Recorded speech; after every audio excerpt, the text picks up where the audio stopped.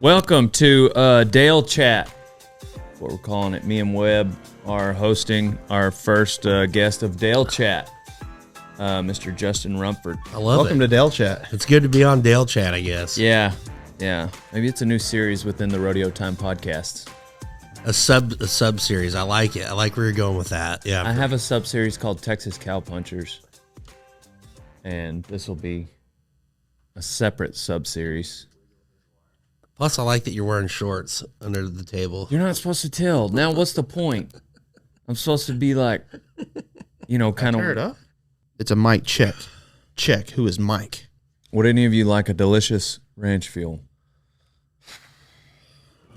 You don't have to if you have coffee. I would love some coffee. Oh, did we not? Oh, it's not ready yet. Brewing. It's brewing. Love it. Welcome, everybody, to the Rodeo Time podcast. We have Mr. Justin Rumford, who is the host of Rump Chat, and we've got Cody Webster, who is the bullfighter and host of what's your series called? Behind the Chutes. Behind the Chutes. Yeah, it's all on YouTube, man. You should start a podcast. I think I'm doing good with just what I've got. All the irons I have in the fire, I'm doing good just to get a video out a week. But it's been smooth. It's steadily been climbing. It's been steady. Just how many episodes do you have?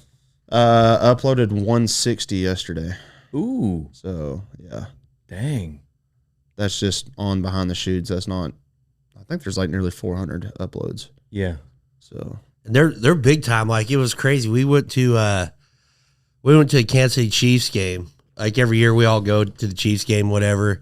And like, we're walking through the concourse, and these people are like, "Whoa, it's Cody Webster," and they're like, "Will you take a picture with us?" And so Cody stops and takes a picture with these kids.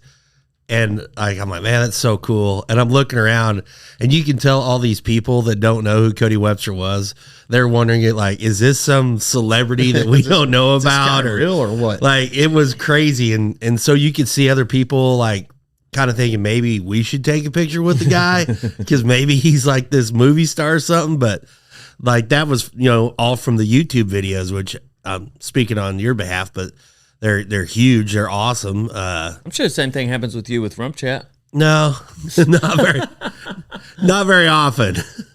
I don't really do many videos, so I'm a mysterious beast, I guess. Cody's trying to get me to do YouTube videos, but I don't know. I don't know if anybody wants that much insight. We got on a run there for a bit, and then like the one that happened in Sydney, Iowa, or was it? No, it's Fort Madison. Like, we made a big build up, like actual like hype video, and then we actually did fight in Vegas. I didn't think he was really going to fight me. We said we're going to fight at the Orleans after the 10th perf. So we have national finals tonight. Like, we're supposed to be on there, and so Webster comes, and I get some boxing gloves as a joke, and so me and Webb. I'm in a walking boot, or I broke my foot. He puts these gloves on, and he's got somebody with a towel follow him up on the stage. So on the stage, Sosby. Yeah, Sosby was following you. Jesse Knutson, he come and he put towel on me, and it was Boyd and Donnie Gay and Joe Beaver and Tallman, and I thought we were just gonna joke around, box, whatever. So they're like, "Oh yeah, it's the big fight," and there's all these people. They rang the bell. They rang the bell, and Webster reaches back, and I just kind of go like this, thinking, "Oh, my buddy ain't gonna hit me." He hit me so hard it exploded my nose. Like, it flattened my nose, and blood went all over these executives from Boyd Gaming that were sitting on the front row. So then it halfway pissed me off, and I'm like, "You son of a buck, I'm gonna hit you back." Dude, so I go to swing. I was like, man, I'm gonna kill Webb. Like, we're buddies, but I'm like, I'm gonna hit him so hard. I go to wind back, and somebody grabs me because they can see that I'm obviously upset and bleeding profusely. They go to grab me, and I halfway swing, and I miss Tallman's nose by. Like, I dunked it, dude. Like, I almost punched Tallman in the face, and then when they pull me back, Webb takes another punch and smokes me again. And he will not quit hitting me, and he hit me hard. On this side? Yeah, like, my eye ripped open, and my nose went flat. I had to go to a doctor for a deviated septum. Oh, wow. Yeah. Webb doesn't mess around. I could see you. That Look was how big this guy. that was before YouTube but days. Look at this bear paw right here. I'm not taking a chance with was that. it like a 16-ounce glove, a big one? Oh, it was just regular old Walmart boxing gloves, but yeah, they weren't fancy. But I'm saying like it was like a normal boxing glove that from Yeah. a boxing match. It wasn't like a MMA glove or nothing. no, it wasn't No, MMA. It was just a regular It boxing felt glove. MMA-ish because when he hit me, like, it really hurt, and I did not see that coming. So if we would have had YouTube back then, It's who knows? on YouTube. Yeah, but it's not that good a quality. Like, you can't see the people in the front row. The worst part was when the whole deal was over, all the people there were watching, they didn't know, like, it was like, what just happened?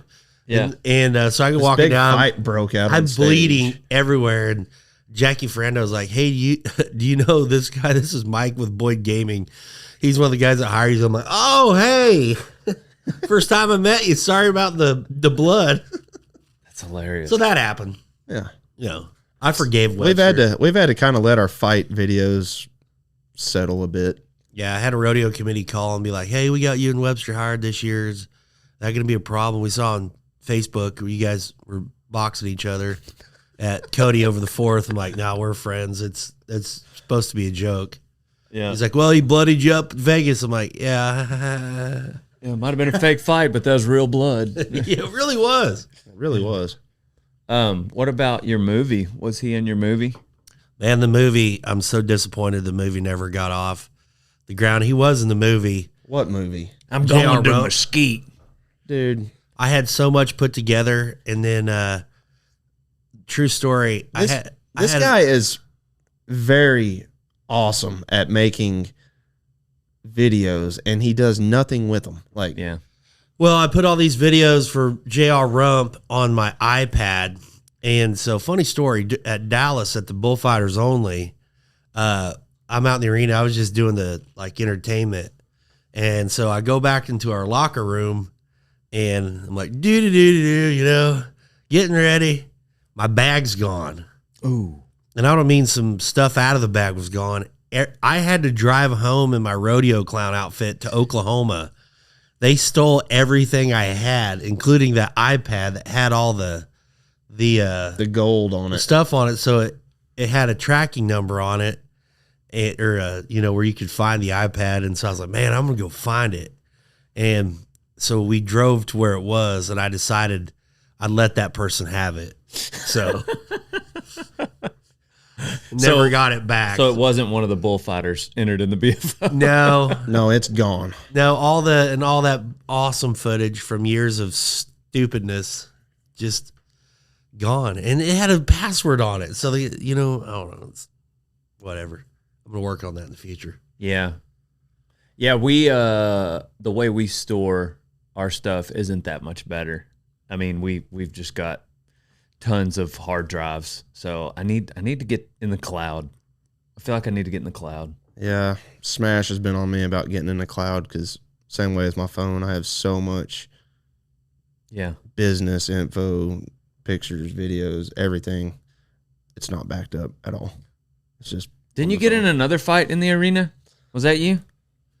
I've had multiple. The guy at Rapid City, like this is, I don't know, this was pre-Cowboy Channel, a glorious, wonderful time. Dang, that would have been good to get I think that it was one on. 2018. I'm in the arena and at the Central States Fair Rodeo, and they're switching steer wrestling horses, and this guy comes out of the stands, and he comes running to the arena, and he's got boxers on, but he pulls his pants down and he starts dancing.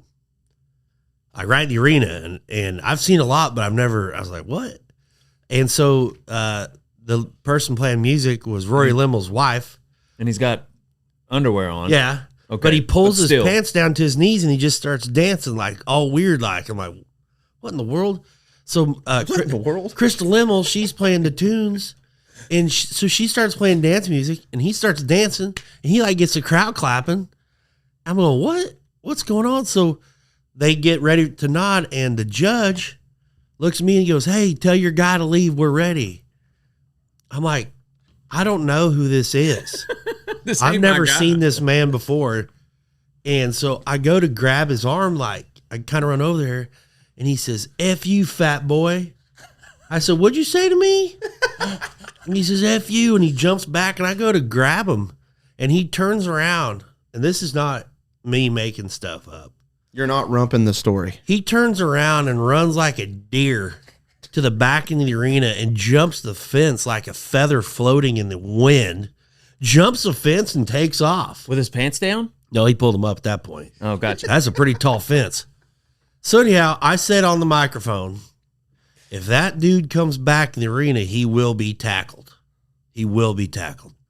Were you talking to him? Did you know that was a call out, or were you just I was talking to the people.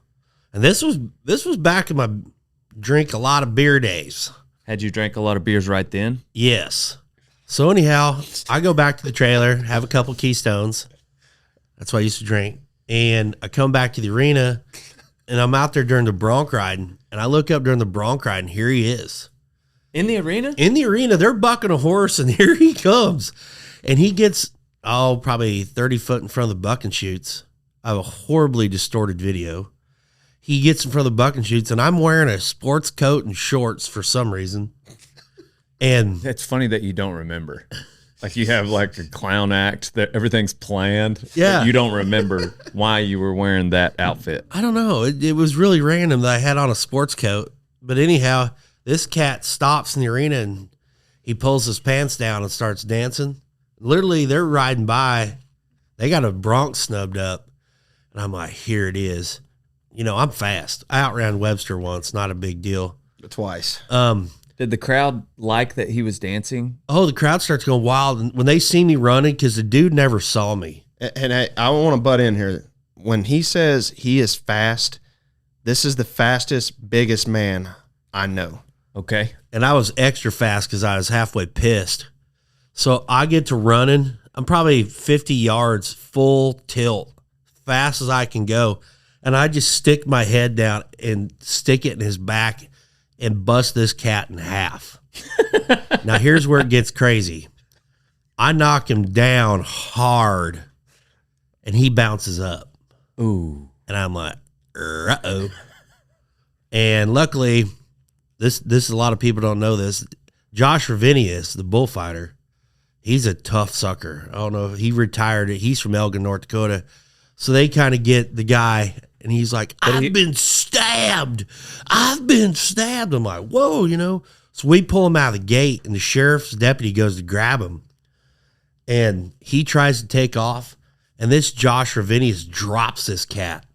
Tackles him again? Tackles him and grabs his arm and like cranks it at a horrible angle that would break most arms. So they get this dude down and they haul him off. And then I was the hero for a minute. I was the hero of Rapid City. I come back in the arena and everybody's cheering for me. And after the deal's over, I go over to the Coors party tent, still wearing the same outfit, took my makeup off, but I got a white real screen video t-shirt on and a sports coat and Rodeo Austin shorts and tennis shoes. And everyone's like, man, that was so cool. And I was like, man, I'm the greatest. This is so cool. And then the next day, the guy that hired me there, he's like, called me into his office. And I go in there and there's all these people in like suits. I'm like, uh-oh. He's like, hey, that guy that you tackled? I was like, yeah. Like, you shouldn't have done that. I'm like, why? He's like, you just shouldn't have done that. And I'm like, I was about to cry. So I was like, what did I do? You know, I'm like, man, I'm sure sorry. And turns out that was a joke. The dudes that were all in the suits were actually there for the livestock show judging. And so they pull this elaborate joke on me. So funny thing, a month or two go by and I get served papers on a lawsuit from the guy was suing me for broken back and couldn't work. And I call the guy at Rapid City. I'm like, hey, got me. Boy, that's good how you had that sheriff come to my house. I was like, you really got me with the lawsuit. He's like, we didn't do that. So the guy who I tackled tried to sue me for a bad back because he couldn't work from the tackle. And yeah, so I haven't tackled since then in the arena. And I got tackled at Weatherford, but did it work out? Yeah, I mean, I got out of that one. So it was still to this day, the hit heard around the world. If that would have been on video, there would be no telling how many downloads or whatever. Hashtags. Well, or just how Clown many tackle. football teams would be calling trying to recruit you. D1 offers. I'm a bad cat when you can't see me running at you, you know? Yeah. I folded that cat like a pair of jeans. Do you think it actually broke his back? I wanna say I hope it did because like that's all I had. But he turns out this dude was he was running a little hot, and he actually had been stabbed earlier in the day. Oh, so that was a good little. Yeah, he was stabbed in the leg and went to a party beforehand, and he said his excuse was his blood sugar was low. What do you? Just another day in North Can Dakota. you explain running a little hot for those of the people He was under the influence. it's on the old booger sugar. booger sugar? Yeah, it'll keep your motor running fast, but it won't make it run clean. You know what I'm saying? That's not what you got in that cup, though, huh? Oh, this is Dunkin' Donuts coffee. It's actually very nice, very subtle. Did you get some donuts with the coffee? No, nope, just coffee. That's where you draw the line. That's where I draw the line. I got to be in shape in case this happens again. Yeah. What have you been doing? What's your regimen been? Hey, the bear has been. I've got to speak for him. He has been committed. Have you really lost 35 pounds? Yeah, Dang. He's looking great. yeah, I've lost 35 pounds. Got back in the barrel. Yeah, Saw that. Got back in the barrel a little bit last year after Sykeston. I hit a wall, and I got home, and I was just super sad. Can we talk about that for a second? Yeah. Just because I'm an open book. well, it's just more of a general question for a barrel man and a bullfighter, just because people seem to really think that, like, how many life or death situations have you been in with the barrel? Well, one for sure. How many times have you been like, this could go south?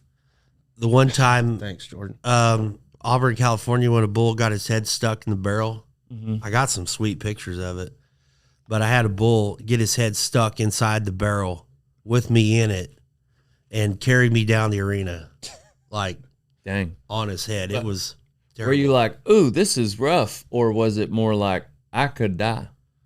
Well, I didn't have time to think due to the lack of oxygen because that bull's head and my head were both in the same spot. Like I couldn't really breathe and I didn't really even know what was going on. But the worst part was this lady that I did an interview with. This is in Auburn, California in the afternoon perf. And this lady's like, she gives me the same old thing. So you're one of our clowns. Oh my goodness. Talk about your injuries. And I'm like, psh, I'm in the barrel. Like it's safe out there in the barrel. Nothing happens, you know. I'm like, I said, honestly, I kind of get tired of hearing about, talk about your injuries. I said, nothing happens. Then like an hour later, I'm literally stuck on a bull's head. It was terrible. Okay, so this is where I'm coming from. Like in terms of like danger factor, people act like the barrel would be number one. But if you line up all the events, so Bears, Bronx Bulls, bullfighting, pickup man, barrel, where does it rank in those six? I mean, in y'all's opinion? Because people act like it's number one. I don't know. That one's pretty. I mean, okay, that's a freak accident. It's in the air. That's kind of like Is that on the bull's head? That is on Yeah, the bull's that's- head. Carrying it around. I don't know. There's some times where it's not dangerous. I don't feel like, but man, It can really make a difference too, though, of who's in the arena with for you. sure. That's why I wanted to ask it, because you're here too. I'm not saying it's not dangerous ever at all. I'm not saying that Well, I mean, on the Netflix, you got in the barrel. for sure. How was that for you? It was more, a little more nerve wracking than like I expected. Just because like that was also a real fighting bull. Like that Yes, was. he was a real fighting Not bull. that- and not the that the barrel, bull in I your don't think picture, the barrel was a real barrel. Yep, that's true too. Like yeah, your that barrel looked terrible. Hey, when the bull hit the barrel, like I felt it like, yeah, a little bit. It's very old. yes. Very old. I thought it was going to explode. But I wasn't. Yeah, I mean it. That's the front shot. Do you see that? Yeah. That's my feet right there. So I get that, and I understand. I'm not saying it's never dangerous. I'm asking. I don't know. I wouldn't put it as number one though. No, Over bareback, no. over bullfighting. No, but it's Bareback riders are ignorant. there's. I would say though, in the barrel, the thing that sucks is like there's no way to get away from it, and you don't know, like the other night on the bullfight here, I get hit in the barrel, and then it stops, and you're braced up so hard, and then you're like, okay, is he coming?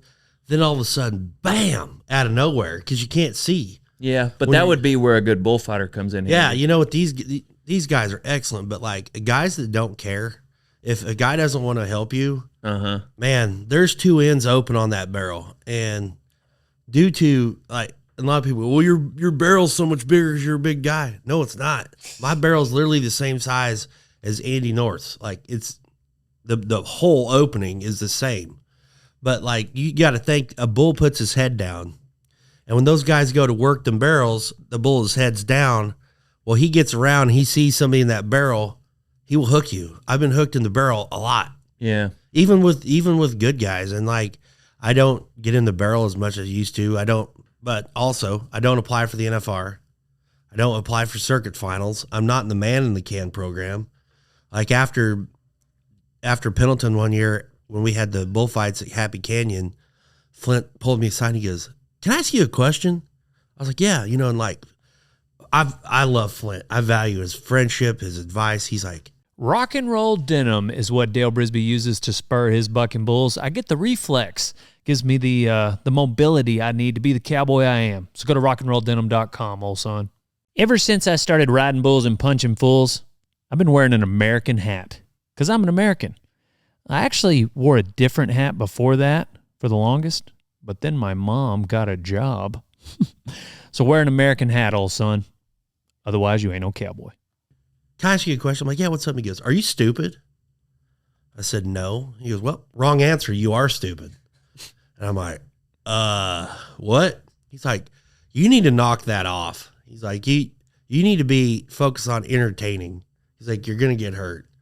And I was like, man, that's, Oh, because you were out there during the bullfight. Yeah. And that was probably the most eerie place in the whole world. When you're in Happy Canyon in Pendleton, Oregon, in that little bitty tiny, It's the size of this table. concrete pen with Costa's man killer fighting bulls. Is it? It's not in the actual arena that they had the rodeo in. No. It's where the extreme. It used to be PBR. Now the Extreme Bulls finale's there. Gotcha. But like literally, the arena is the size of this living room. Is it close to the? Is it close to the other arena? Right across the parking lot. Okay, yeah. That's eerie. So I've cut way back. Because like I'm in my 40s now, and like getting hit all the time, like it like it don't matter how tough you are or how good your barrel is. When you go from sitting completely still to moving that fast, it hurts. Yeah. So I mean, it's changed for me though. I don't want like some barrel man out there to take this personally or clip this and say Dale Brisby doesn't know what the barrel. I get it. It is dangerous, but I'm just thinking like a barrel man may not have as many injuries as a bull rider, for instance. And no, it's or a way bull safe. fighter. It's way safer. It's definitely more dangerous than picking up, probably. I don't know. But some people act like it's the end of the world for a barrel to get hit. And I was just curious. I wanted to hear it barrel used man. to not bother me. I used to honestly, like years ago, I was like, feed him to me. Let's do this. But I mean, there's a reason that Tom Brady retired from football. There's a reason that guys don't fight bulls forever, because after a while you start to hurt. Yeah. Like my neck, like for some reason, I don't know why, when a bull's coming towards me, I've always ducked down like this. I brace with my head down. So my head would literally be against the side of the barrel the bull hits. And the thing is, everyone's like, well, don't do that. Brace a different way. But when a bull spins and he's right there and you got to pop down in the barrel, you don't have time to be like, okay, here he comes. So put my hand here. This will be good. Like, it's just, even though I know that it's not the way that I wanted to duck in the barrel, it's just the way that my dumbass body did it, you know? And so after a while, after I have that talk with Flynn, I'm like, man, you know, I don't really want to, because I got tired of getting hit in the barrel a lot. Because like some of those rodeos, you get like the guy's like, oh, we're gonna get this barrel hit, and then you get hit so hard by not a Mexican fighting bull, but like by big 16 rodeo to 1,800 pounders. Yeah. when them big rodeo bulls hit you 2 or 3 times a perf. Oh yeah, you're selling tickets, and you know the crowd loves it, and everybody cheers, and then everybody goes home, and you're sitting in a lawn chair, and you can't move hardly. And you're like, oh my God, you're in horrible pain. You're like, you know, what's this worth? Like everybody else is happy, and oh, you got hit in the barrel, great. And then you're sitting there, and you have to rob Smets everywhere because your neck won't move, and you feel like crap. And I'm like, man, I don't want to do that. Like, I don't mind, you know? And so I thought, honestly, man, this is going to be good. So I've told everybody, it's like, you know, I'm not a barrel man really anymore. I'm more the entertainer. Occasionally I'll get in it for every now and then, but I'm like, I'm not concentrating on working the barrel, you know, cause like Flint doesn't nobody works the barrel to PBR and nobody, but like in rodeo culture, Yeah. get in the barrel, get in, like little kids. Hey clown, are you scared of the barrel? You know, it's just like, well, no, I'm not. Yeah. And the old rodeo clowns, Taking it personal. There's like an 8-year-old kid. old rodeo clowns are mean. Old rodeo clowns are, a lot of them, like I've never met, will message me and they will talk shit. Why ain't you in that barrel? Well, the thing is too, things have changed. Like, do you know the history of the clown barrel? I do not.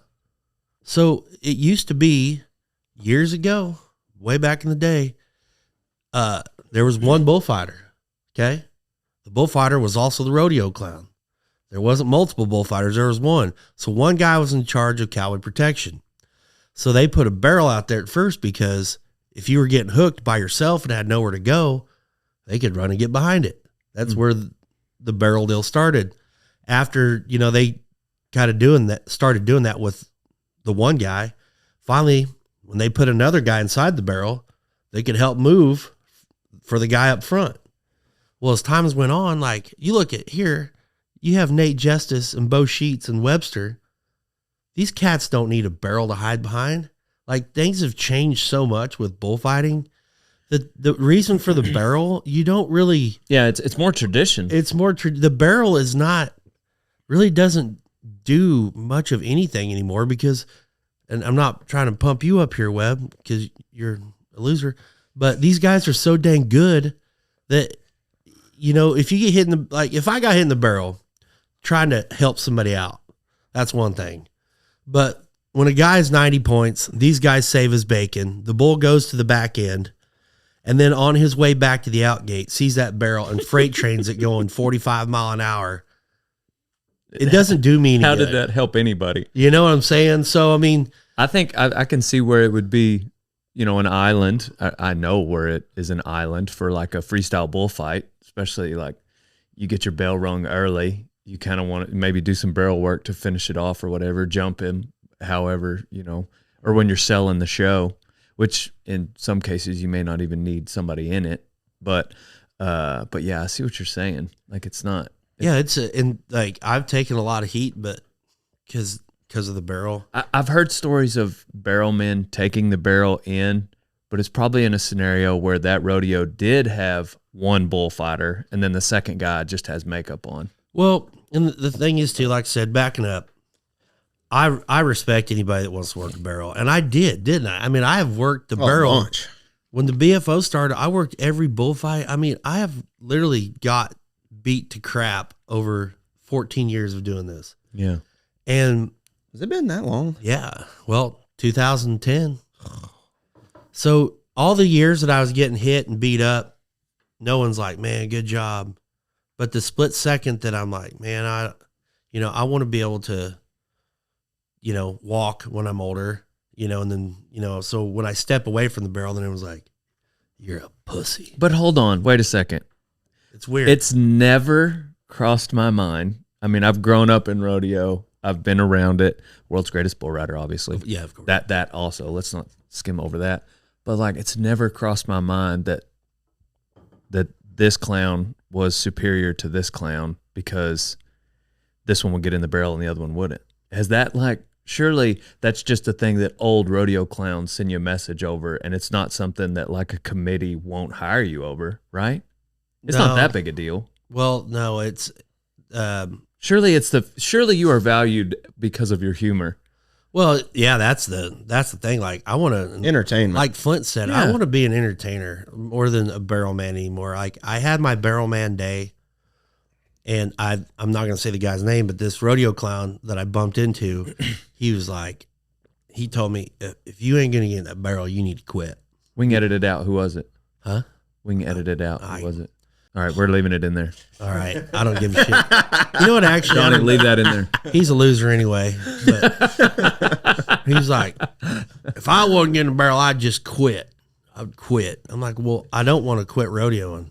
Yeah, Like, see, like that's ridiculous to me. That's what I'm talking about. Like that's never crossed my mind that a rodeo clown should quit because, right? I mean, like, it's cool that Rudy Burns maybe got in there a few times when he was older at Sykeston. He still does. Like, that's cool. Like he's like 90 years old and still gets in the barrel at Angola. But he's Rudy a different. Burns. Rudy is a different cat. I mean, people are just built different. You look at NFL football players that go to their 40 and some that go to their 28.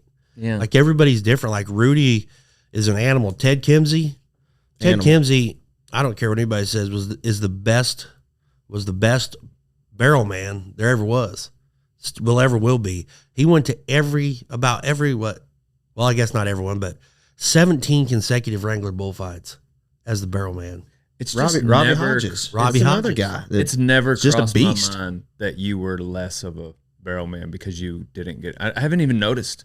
Well, and the thing is, so like here, like for these guys, I trust these guys, So like, man, I don't want to get in the barrel very often, but I will occasionally here because like I said, it's weird because But it's tailored here. This is a different deal. at the PBR, no one ever tells Flint, get in the barrel. What's your problem? But at rodeos, Yeah, they were weird about it. You know what's more ridiculous in terms of entertainment with your two guys' occupation is like that anybody would put attention on whether or not Rump gets in the barrel, and then whether it's cameraman at whatever network to be unnamed that doesn't pay attention to the bullfighters when you got guys like Nate, Sheets, and Webb fighting bulls, and then they filmed this bull rider walking off when you've got a free show of these guys ripping a 1,600-pound crossbred in half. At least Stu gets it here. Stu keeps Does he? action rolling. Yeah. Yeah, he does. He's the best in the game. I'll just say that. To be honest, like it's And it's as not about entertaining- being us. It's about entertainment, man. it's as entertaining as the bull ride. yes. Like even if and if somebody doesn't know that, it's a great opportunity for the cameraman and the announcer to educate them. Like how cool is that these three guys have control over that bull? And exactly. And especially on a 3-man deal where they're picking that bull up. And I mean, they're not giving that bull any time to be hooking anybody, not even them. Yeah. Like those bulls are so confused, they just leave because they're just defeated. I think if you got 10 bull rides and Kai Hamilton goes 92, that's what we're talking about. Obviously, super cool. But if anybody else like gets too jumped or doesn't make it out, it's no longer about the bull ride, and we're talking about these awesome bullfighters, and we're going to show it. Like it should be 5 good bull rides and 5 good, bullfighters. That's the way I think. Anyway. Well, and you think about how the bullfighting, I'm talking about how the barrel man has changed, where they really don't do like they used to. But the more that we move on in rodeo, the more specialized the bullfighters are. And one thing about rodeo, and I love it, and it's been my whole life, but people hate change in rodeo. Yeah. And I mean, everybody wants something new Yeah. until you do something new. It's just crazy if you think about it. Bullfighting. We will have standalone bullfights. We will sell a show with bullfights. But during the bull riding, it's hardly talked about. Yeah. Unless it's something completely obvious. Like if somebody gets hooked or knocked out, one of y'all, they'll talk about it. Like, let's give it up for those bullfights. But it's like, hey, you have like this is almost like a segment of this other thing that we have standalones for. So like pay more attention to. During the NFR, it's the worst. Oh. We got the best bullfighters in the world, and it's almost like the camera is taught to not show us that, as if it were like the calf getting jerked over and the calf roping. That's how they treat it. Well, the funniest thing was with Webster, and the year I worked the NFR, the very last bull gets a bull rope wrapped around his foot. So this bull is turning back, so the whole speed of the bells on that bull rope come around and smoke Webb in the head. Right here. Rips his hat, knocks Webster out, the last bull. Let's watch it. And so he's laying there, knocked out. And so I'm like, oh, man, Webb's out. Instead of being like, hey, hold on now, we got a bullfighter down. They drug him to the side so they could run the sponsor flags at the end of the rodeo. So have you seen Semi-Pro? Yeah. When they're like, oh, they're just doing a terrible job of supporting his neck or spine. I mean, literally just push Webb. Webb's just like laying against the chute. And I'm like, oh, man, my little buddy, I go running over there like, yeah, arena. I'm like, he's not alive right now. Yeah, see, that's what I'm saying. Like, it's like, what's the saying? Like, cut off your nose to spite your face. Like, hey, that's pretty entertaining. Why don't we not only take care of the bullfighter, but maybe replay it at this point, focus it. Like let's talk about it. Like it's going on in the arena. It's almost like their shoot help that people don't want seen on TV. Yeah, it's crazy how it's changed. I don't know. I remember coming to and like sitting in the sports medicine room, and I'm like, what happened? And they're like, oh, you got hit with the bell. I'm like, what happened? You try to go back and watch it. Well, of course, cameras are zoomed in on the bull rider throwing his helmet. Well, they actually did show this one. Okay. But they had to go dig for it. It wasn't violent. But like everybody at home, like, I mean, my phone's blowing up. Are you alive? Are you alive? Like, yeah. Well, it looks like I'm literally knocked out in the arena and the lights go off. And it's like, it's kind of like J.R. Junior Bonner, the movie, like what happened to him at the end? You don't know. Or even more so like J.R. Rump. What happened to we don't know. It got lost with an iPad. It's in the hood. It's gone. No one will ever know. How many NFRs you fought? 12 in a row. 12 in a row. Some of us call that a dozen. A dozen. That's what. Somehow, dude. I mean, like me and Rump, we've got to really, like, we got our permits the same time to be in pro rodeo and had our very first shows together. So like 14 years ago now. Yeah, I remember the first time I saw Webb, Sterling, Colorado, and he comes pulling up, and I just started. I didn't know anybody. I mean, I knew some people, but as far as the rodeo clown, didn't. So here come this dude, and he had this maroon Dodge, and it had a white Capri camper, not even the big one, like kind of the mid-size, and it had in letters, the biggest letters across the whole front of it. Across the whole front, Concho Cadillac. Like, who is this? Like, and I feel bad for saying this, but at first I was like, who is this loser pulling up here? And this kid gets out, he goes smiling, just gets. Not a lot of people get out of a vehicle smiling anymore, for no reason. He's by himself, and he gets out and he's smiling. He walks up, hey man, I'm Cody. I thought he was a bull rider. Like, he's like, I'm a bullfighter. I'm like, okay, whatever. All right, sure you are. Turns out I'm like, dang. Then we kind of started hanging out, and we've been buddies ever since. I don't even know how the times went by that fast, but we started. Then we hauled together because when you first start out in rodeo, you're not making a lot of money, so we carpooled. I was literally eating. I would stop at the gas station to get fuel, and go take the entire shelf of SpaghettiOs. And but I just had cans of SpaghettiOs. But he wouldn't heat them up. It's not hard to heat them up. SpaghettiOs go hard. He would open them like we're at Yuma, Colorado, and Webster's just sitting there with a plastic spoon cold SpaghettiOs. And my mother-in-law and father-in-law were there. They had a little little fifth wheel trailer, and they wanted to go to some rodeos during the summer. And my mother-in-law was like, "Oh, that poor Cody Webster." She goes, "You're coming to my camper right now."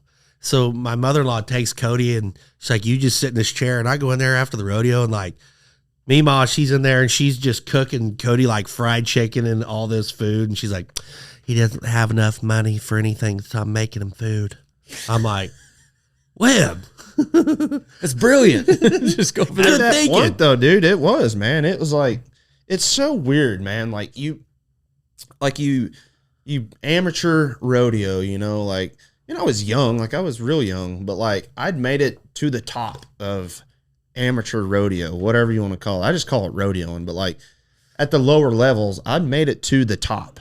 Like, was getting a good, decent check plus a motel room, you know, and like most of the rodeos would feed you or whatever, but like I was getting a motel room and a good check. And then like if I needed extra money, I could figure it out. But like at least I had a place to stay. I could, you know, you could make it work. And then like you get your permit for being the pros, and then it's all of a sudden you just boom, like you're back to the bottom. You're not making any money and you don't get a motel room.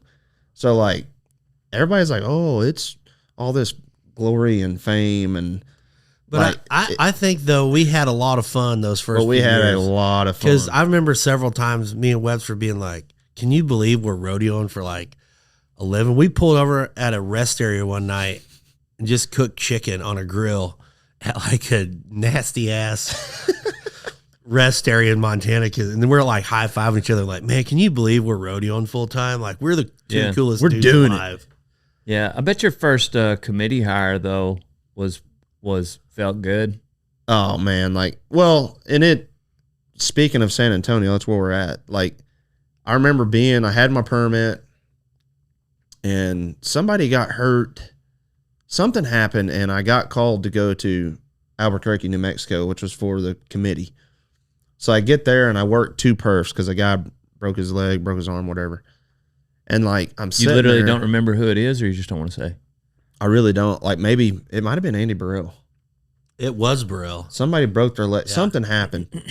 And so I go to Albuquerque for 2 performances, and that last purse over, and like I'm on my permit, just happened to just be the only guy available because everybody else is booked or whatever.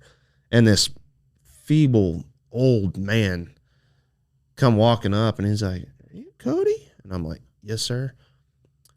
"Well, I'm with the San Antonio Stock Show and Rodeo, and we're looking for a bullfighter." I said, "Well, do you have a business card?" "Of course I don't have a business card. I'm You had a lot. 18. You had a lot of McChicken wrappers on the floor of your truck, but absolutely zero business cards. So I gave this guy my number, and then like a couple months later, I had met Frontier Rodeo and Blue, and like got going with Frontier Rodeo and Jerry Nelson. So I went to Nutty Jerry's, which was his indoor bull riding for the Extreme Bulls, and David Sharp, who's now with Wrangler and everything, like he sees me and like I worked a really good hang up that night, like kicking butt, you know. And he's like, "Hey man, like I need to get your number. Like San Antonio Rodeo's looking for a bullfighter." And I'm like, "Wait." I thought like the guy at Albuquerque, I thought he was like telling me like the rodeo at San Antonio, like At the bar or something? yeah, like at the bar, you know, or like some little What's that bar here in San Antonio has a bull dance ride? hall or something. Cowboys. Yeah. So like I'm thinking that's what it's for, you know. I'm like, there's no the San Antonio like rodeo we're at now. I never dreamed this was That's who it hilarious. was. You didn't realize that's what he was talking So about. David, I'm like, dude, I had a guy ask me the other, like at Albuquerque about going there. Like, this is the big. He's like, yeah, it's huge. It's like one of the biggest rodeos of the year. And so driving home, I'm just like, I can't believe this. And then sure enough, they call me and like, so you go from way down here to like getting your first call to go to San That's Antonio. funny because you were probably what was your tone with the older man? Was like, yeah, maybe I can fit it into my schedule. yeah, maybe Come down I there can to make Cowboys. I don't really do those open shows anymore. The problem is, though, that you'll find out with committee guys is like, God bless committees for one, but if you got 75 people on a rodeo committee, because this has happened to me, being like, you know, you might have somebody. So the guy that wanted to hire me for a deal, he was in charge of mutton busting. He wasn't even really on the committee, but like if they're part of the rodeo, like he would come up and be like, "Hey man, I'm Joe Smith. I'm with this rodeo." And you're like, "Really?" He's like, "Yeah." Well, he's not really with the rodeo. Like, I've had a guy ask me better. He's like, "Yeah, I need to talk to you. Give me a call." And turns out this guy was in charge of parking, but he just happened to be at a different rodeo and wanted to let me know what rodeo he was with. Yeah. So then when I actually call the rodeo, I look like an idiot because I'm like, "Yeah, I talked to this guy the other day and he said you guys were looking for a clown." "Yeah, that guy's not on our board. He's in charge of parking." Oh, so we're good. Alrighty. So am I hired? Well, that's crazy. You would send the parking guy after me, but here I am. Yeah. Yeah, I get that every now and then with people like, "Hey, do you want to work with so-and-so?"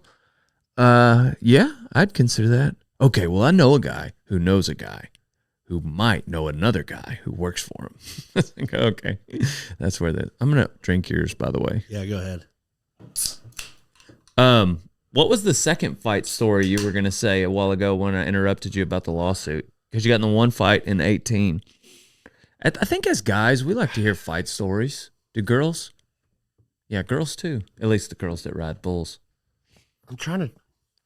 Well, our two fights was me and Webster had set up several, but.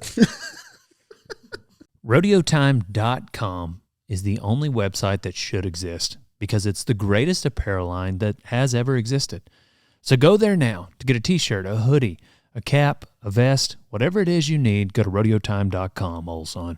Total Feeds is what keeps the herd powered here at Radiator Ranch, and Total Equine is what I've been giving Boone for 10 years. He's 24 years old and still going strong. You can get it on Chewy.com or a dealer near you. At Weatherford last year, a lady ran out of the stands.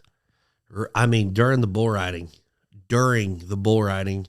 Jeff Askey's about to nod, and this lady who's built a lot like myself, maybe a little heavier on the top end, she comes running out of the stands. What do you mean? Describe her better for me. Takes big poles to hold up a big barn. You know what I'm saying? She comes. No, I don't. Still don't. Like, give me like a little more. She had huge hooters. Okay. All right. She comes running into the arena. And I said, "Security, security, security." And nobody was really doing it. And she jumps into my arms and wrapped me up and about fell down. She was sturdy. And so you're in heaven. No, I was like, no. So I was like this. Acting like you didn't like it. I'm like, "Oh my gosh, somebody do something." So they finally we're at the, Parker County Sheriff's Posse Rodeo. Yeah. Where's all the sheriffs? And a couple guys come in and she whispers in my ear, "I've always wanted to do that." And I'm like, wow, cool. My first female stalker. Because I had many stalkers, but not a female. And so they take her out of the arena and then they just release her into the wild. She had no shoes on. Like, it was premeditated. And so they take her out and they just turn her loose. And then after, John Gwatney calls me over and he goes, "Hey, we need to visit." I'm like, "Yeah, what's up?" "Look, Rump, we know how you like to, push the line, but you can't be inviting people in the arena during the bull ride." I'm like, "What?" I'm like, "You think I am that stupid that I would bring you?" He's like, "All I know is you're asking where the wild fans next thing." I'm like, "I did not ask that lady to come into the arena. She was barefoot," which means she thought it out, Yeah. So I guess that really wasn't a fight, but I wanted to punch John that day. Yeah. I didn't, but Dadgummit, John. yeah, I don't want to fight. I got one punch left in this old bullet right here. I got one punch left for a guy when I retire from rodeo, and I'm going to get on an airplane. I'm going to fly to where he's at. I'm going to rent a car. I'm going to eat at the Chili's right by the airport, and I'm going to go to where he is, and I'm going to hit this guy in the mouth as hard as I possibly can. And then my fight days are done, but not until then. I'm like Captain Jack. I got one bullet left, and I'm saving it. Who is it? We'll edit it out. Not that. No. We'll edit it out. No, you won't. We will. No. So yeah, We'll edit it out. But like growing up, I thought that's what it all like. Being in the rodeo business my whole life, I always thought like fighting was just part of it. Like, I remember when I was little, when I was like 10 years old, being at a rodeo, no one fought. I'm like, is everybody all right? Like, back in the days of small Kansas rodeos, there's a fist fight like every weekend. That's what I thought. Like listening to my dad talk about my uncles, and Times have changed. I guess they have. Nobody fights anymore. Nobody fights anymore. Other than me and Rump. Well, there's usually a pretty big fight. Sounds like after each NFR in the locker room with the Oh yeah, You don't talk about it. with the about roughies. that's the round 11. Round 11. Which I don't understand that. That's the dumbest thing ever because you just got on Begging. 10 of the hardest, the roughest stock you could get on. You're beat to crap, and then you go and then you fight. And like, I wouldn't. Well, my NFR I worked. I did not go there. I did not want to. I did not want to get. It's not beat for up. everybody. No. I don't know that I would want to either. Especially since apparently there's word gotten around about my fighting abilities. Well, What Yeah. they say to you? somebody the other day is like, man, I wouldn't mess with Dale. Like, I've seen him grapple. Like, that's the last guy I'm going to fight, Dale Brisby. And then they I'm asked like, you- what? Where is this even on the radar? No offense. It's a rumor he started. Yeah, I started that rumor. You paid people to tell people not to. Like, no joke. Somebody the other day told me this. I'm like, Yeah, and then they said, Okay. "Would you fight him?" To you, didn't yeah. I was like, I mean, I don't know if I want to just go fight him, but like if they? No, I had to, you or- said absolutely I would. That's what you told me. You said. yeah. I mean, think once, but what I'm saying is that you've got some weird like you can fool everybody. You're not fooling me. You've been taking some lessons. yeah, but okay, so like maybe You don't that just go hang out with the fighters you've been hanging out with. Yeah, you're like Cowboy Cerrone, Dana White. I mean, You haven't what they asked have for like any, this like, little questions? association called the UFC. Like you just been hanging out with them. But that's what Lie to somebody else. people are gonna be like, oh yeah, and that's who. I mean, I'm already a target. Look at me, I look like an asshole, and then and then they see like, ooh, he hangs out with that guy. I'm gonna whoop his, and so now people are just piling on me. It's the Everybody it's would the be same way though. Like with the PBR, like we travel every week. We go somewhere, and like not even at the bar. We can just be at Chili's. We can just be eating at Buffalo Wild Wings. It does not matter where we go. It's like as soon as the bull riders like we walk in to sit down to eat, people are immediately like, I'm gonna take that guy because he's a little bitty 5'3" bull rider that weighs 150 pounds. It's always happening. Cowboy told me that the hardest he's ever Cowboy Cerrone, UFC Hall of Fame, the hardest he's ever been hit was Ross Coleman. Really? Yeah. When did this happen? They were some of the PBR guys stopped by his ranch and outside of Albuquerque, Yeah. and they were sparring. And he said Ross slipped one between his gloves. He said it's the hardest he's ever. Like Ross, even though they're sparring, I guess he was like, I'm going up against. Ross man ain't that little though. Like No, he's a big bull and rider. he's still in pretty good shape. But yeah, that's what I got. he said. I got. Andrew Alvidrez can handle him out, dude. Really? Yes. I Chase got beat Outlaw up bad by a small guy. The last. is this a story I'm thinking? No. Well, Let's hear the whole thing. I've had two horrible ass whippings in the last 20 years. And one was from Sean Whitaker because I farted in his Nissan. Oh yeah. I think I've heard that story. Oh, that was terrible. When y'all were driving, and he said Yeah. if you do that again, We were driving back from Camp Houston, this little gas station in Freedom, Oklahoma. Middle of nowhere. Heath Stewart and the crew, they're behind us, and Sean Whitaker is about 7'4". He reminds me of the guy in Happy Gilmore that has the nail in his head. And I was like, hey, Whit. He goes, I hate farts. He goes, if you fart again, I'm going to beat you up. I go, no, you're not. And he whipped into the ditch and ghost rode it because it's like a 5-speed. Just throw it in neutral and pull me out and beat the shit out of me on the side of the road while Heath Stewart and everybody filmed it. That was ass kicking number one. The other one was I was in college and I got whipped bad. You talk about them fighters. There's a kid. I probably shouldn't tell a story because he's going to find out and beat me up again. But we'll edit it out. we're at this party. This dude, he wanted to ride bulls a little bit, but he was also a wrestler, and he's like 3 foot tall. And I mean, he was that look. And we were at the party, and he was kind of mouthing. I was kind of mouthing back, and finally I mouthed a little too much, and he said something about my girlfriend. It wasn't even rude. It was something like, she's pretty, and I'm like, you got a problem, like. And so I was like, let's go outside and fight. This is dumb. I'm not proud of this, but I've learned from it. So we got in the parking lot, and I'm going to air this cat out.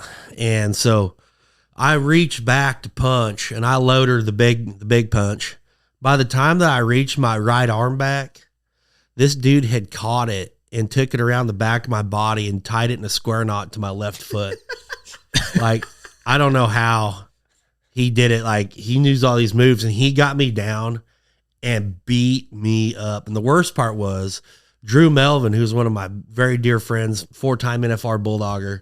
He's holding people back. It's a fair fight. Let him go. And this guy is just punching me repeatedly in the face. I acted like I was knocked out, hoping he'd quit punching, and he kept punching. Like, he repeated punching and punching. Finally, they let me up, and I had to go to the emergency room, which is embarrassing because this was in college. I still had my parents' insurance. I had to call my mom at 2 a.m. and ask her about what the insurance number was. And I couldn't honk kind of good, and after I got beat up, he's standing there. I'm like, hey, man. I said, I just want to shake your hand because you won. We're cool. So I shook his hand. Settled. And everybody is, I had a pretty good reputation because I kind of strategically picked fights in college where I would win. Good. Yeah. And so all my friends are like, you let that little bastard beat you up.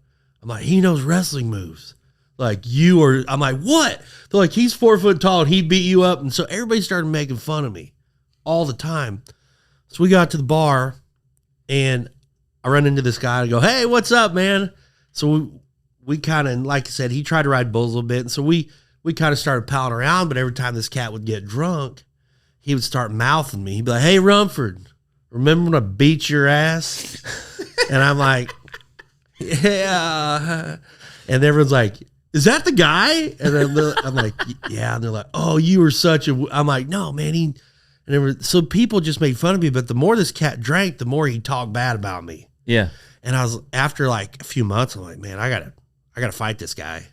I gotta do something. I gotta prove myself. But I'm like, I was trying to think to myself, how can I beat him up? Because I can't. But I had to do something. And this is divine intervention. So I'm listening on oldies radio, and I hear the Bobby Bear song, The Winner, where he's talking about fighting.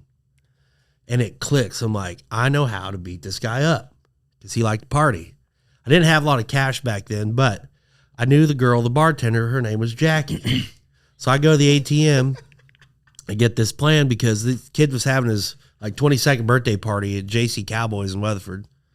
So he says, hey, he actually calls me, hey, we're getting drunk tonight. You coming out? I said, oh, I'll be there. I will be there. So I go to the bar, and then, like I said, I shouldn't tell a story, but go up to Jackie, and I said, Jackie, I got a deal for you. I said, I don't need you to ask any questions, but I said, I'm going to give you $100. This is your money. This is a tip. And I said, here's $150 for drinks. But you got to do what I ask. She's like, yeah, whatever you need, bro. I said, okay.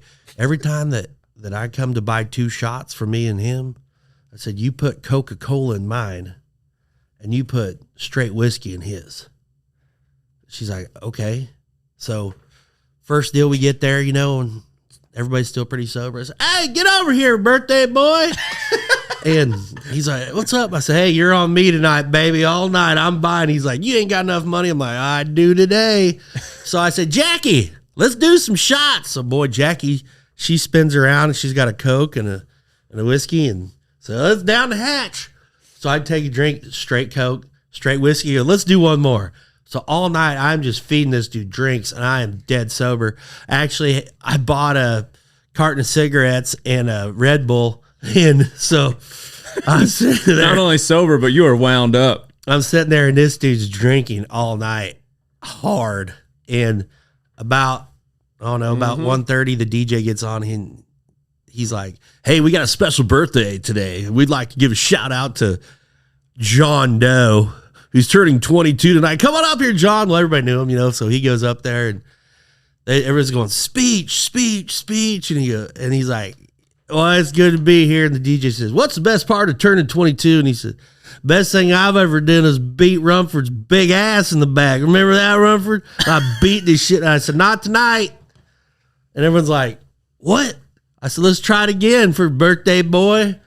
And Drew Melvin from earlier. He comes over and he goes, you got to go.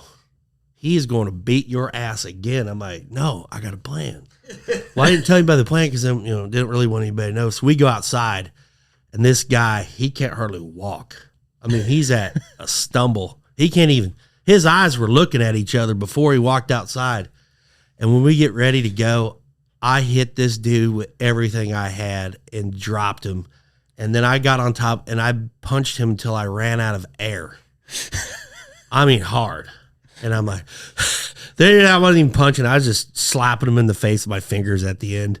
And so finally they pull us off and he gets up and and they drag him off and take him to the hospital.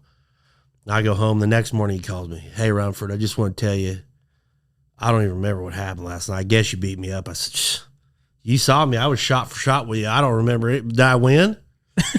He's like, yeah, man, you got me pretty good. I was like, yeah, I know. That's what everybody said. I beat the shit out of you. So just keep your mouth shut. It won't happen again. He's like, yeah, like I said, I'm not mad. You drank just as much as I did. We all do dumb stuff when we're drunk. I'm like, we do. But just don't ever open your mouth again or I will knock the shit out of you. Understand? He's like, yes, sir.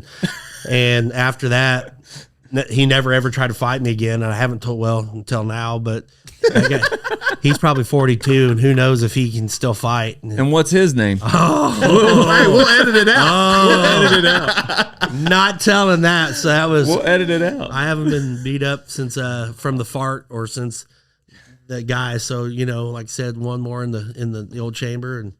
But that was, honestly though, back in those days of Southwestern Oklahoma State College, when there was a fight, you could go out to the parking lot. You'd go out to the bouncers would go out there to make sure everything was safe. You just go outside and fight. Then you come back inside. It was no big deal. It was a simpler time back then, but I never liked getting punched, even from Webster. Cowboy, whenever we first started hanging out, he said, we were doing some jujitsu and he was in there kind of coaching us, and I got one coach that I think he's a blue belt, and he's probably a little better than a blue belt, but he was teaching us this one deal, and Cowboy was like, no, if you got in a real fight, it would need to go like this, and I was like, after that, we were driving, I was like, how many street fights have you been in outside of the octagon? And he was like, I don't know, a couple hundred. And I just thought he just like a couple hundred. That's what he said, because I was like, man, he probably just means a lot, is what I assumed. Well, later I was talking to him, and he said he got not a green card, but he was doing something in Canada, and he was going to be there a while, and so he had to write down every time he had been arrested. He had been arrested and booked 49 times. Jeez. 48 of them were for fighting. One was for evading the cops, driving off on and so I was like, wait, no, you've been arrested that many times. He's like, yeah. I had to write down, I had to go back and look. And I was like, oh, so you've actually been in a couple hundred. Because if you get arrested, how many times did he not get caught? Yeah, if you're 49 arrests, the way the math would shake down. If you get arrested a quarter of the time, that means 200 easy. I don't want to be in that many. I don't have enough money to buy that many drinks. He said they would he said they would go into a night and he'd be with his buddies and they'd be like, all right, tonight you can only fight using your left hand. It would just be that common of a thing. They'd be like, all right, tonight you can, they would just put spins on it. And see, I'm too much of a lover for that. Yeah, but I think, correct me if I'm wrong, but it's just like us with the bull riders. When we walk in, anywhere we go, there's always the little bull rider, the big guy in the back's like, I'll kick his ass. And it always turns into this, but it's probably the same way with Cowboy, I would imagine. Yeah, I think he's an MMA fighter. I bet I'm trying. That's 100%. Well, then, yeah, people always try to fight him and everything, but and probably knowing that he's not supposed to fight, because we were at the PBR finals in Fort Worth like 2-3 years ago. Same deal. I left, but thankfully, anyways, they called me like literally 7 minutes after I left, and Cowboy had to, quote unquote, restrain a guy on the ground because he was trying to fight Outlaw as soon as they walked in. And like, yeah, I believe it. Outlaw's like, all right, I'll deal with it. He was being rude to the women, you know, and Outlaw's like, and Cowboy took him. Cowboy helped Outlaw? No, Cowboy took the guy down and just put him in a move and was like, you're done, dude. But that's what I'm saying. Okay. Because he told me he wouldn't help me if I got in a fight with him. You've earned that. Yeah, but if he's going to help Outlaw, well, quit training so much. He needs to help me. What I had, my question for Outlaw was like, it seemed as though like, I'm sorry, not Outlaw, Cowboy. What I kind of equated it to with bull riding, this is where I thought you were going, and bullfighting. Like Cowboy actually likes to fight, you know? And I was asking, are those the guys that make good UFC fighters? Because like in bull riding, there's a lot of people and bullfighting that like to call themselves bullfighters. They like to call themselves bull riders. But what they love most is the moment it's over. Yeah. You know, because it's done. Whew, I got out of that thing. But like, if Cowboy walked into a bar, a gas station, and somebody bows up, for him, that's a dream come true. Like for a lot of us, it's a nightmare. But for him, like he's literally like. So that's not even really fighting. That's just practice, really. I mean. And I think there's bull riders that are terrified, or bullfighters, but they like the idea of it. Yeah, they want to go hang out at the bar and tell the wild stories, but they really don't like getting under one. And I think on the flip side of that, there's guys that actually love the fight of a bull ride, the fight of bullfighting. They like the moment. They like the actual challenge and between the whistles. I agree. And I think you're 100% right. With Webster and what he's done with Bull School and some of the different bullfighting schools that those guys put on, I've actually got to be a part of as a motivational speaker. So like you see it, this is a crazy deal, but like Hey, tell them about the motivational speaker. Oh, so we had a Weatherford. We had a kid at the bullfighting school. Oh, this is where you got to be careful. This guy, great kid. Like he wanted it so bad. He wanted to be a part of this, but he just would not go to anything. And these guys like had the best bullfighters in the world. So nothing was going to happen, you know, really. Yeah. And so they said, Webster goes, you need to go talk to that kid. So I pulled him aside. I'm like, man, hey, can we visit for a minute? He's like, yeah. I said, you scared? He said, yeah. I said, you know why you shouldn't? Because I said, I can look in your eyes right now. And I see a winner in there. I see a fighter. I see somebody who's just waiting to rip off this fear and go to this bull. I said, look, there's Cody Webster. I said, there's Wasey Munsell. There's Weston Cows. All the guys were there. I said, do you really think any of these guys are going to let you take a hooking? I said, they're the best in the world. I said, you paid a lot of money to be here. I said, until you break free from these chains of fear, you're going to be stuck. But I said, you know what? I'm sitting here.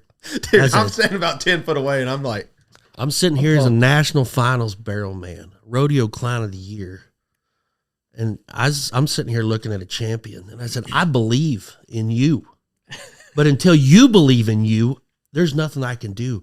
But I said, I want you to tear them chains off. And I want you to go to this next fighting bull. And I want you to show us why you came to this bullfighting school. And he's like, yeah. I mean, he's pumped. And he goes out in the arena. And these guys do such a good job of making sure the bull is fit for the kid.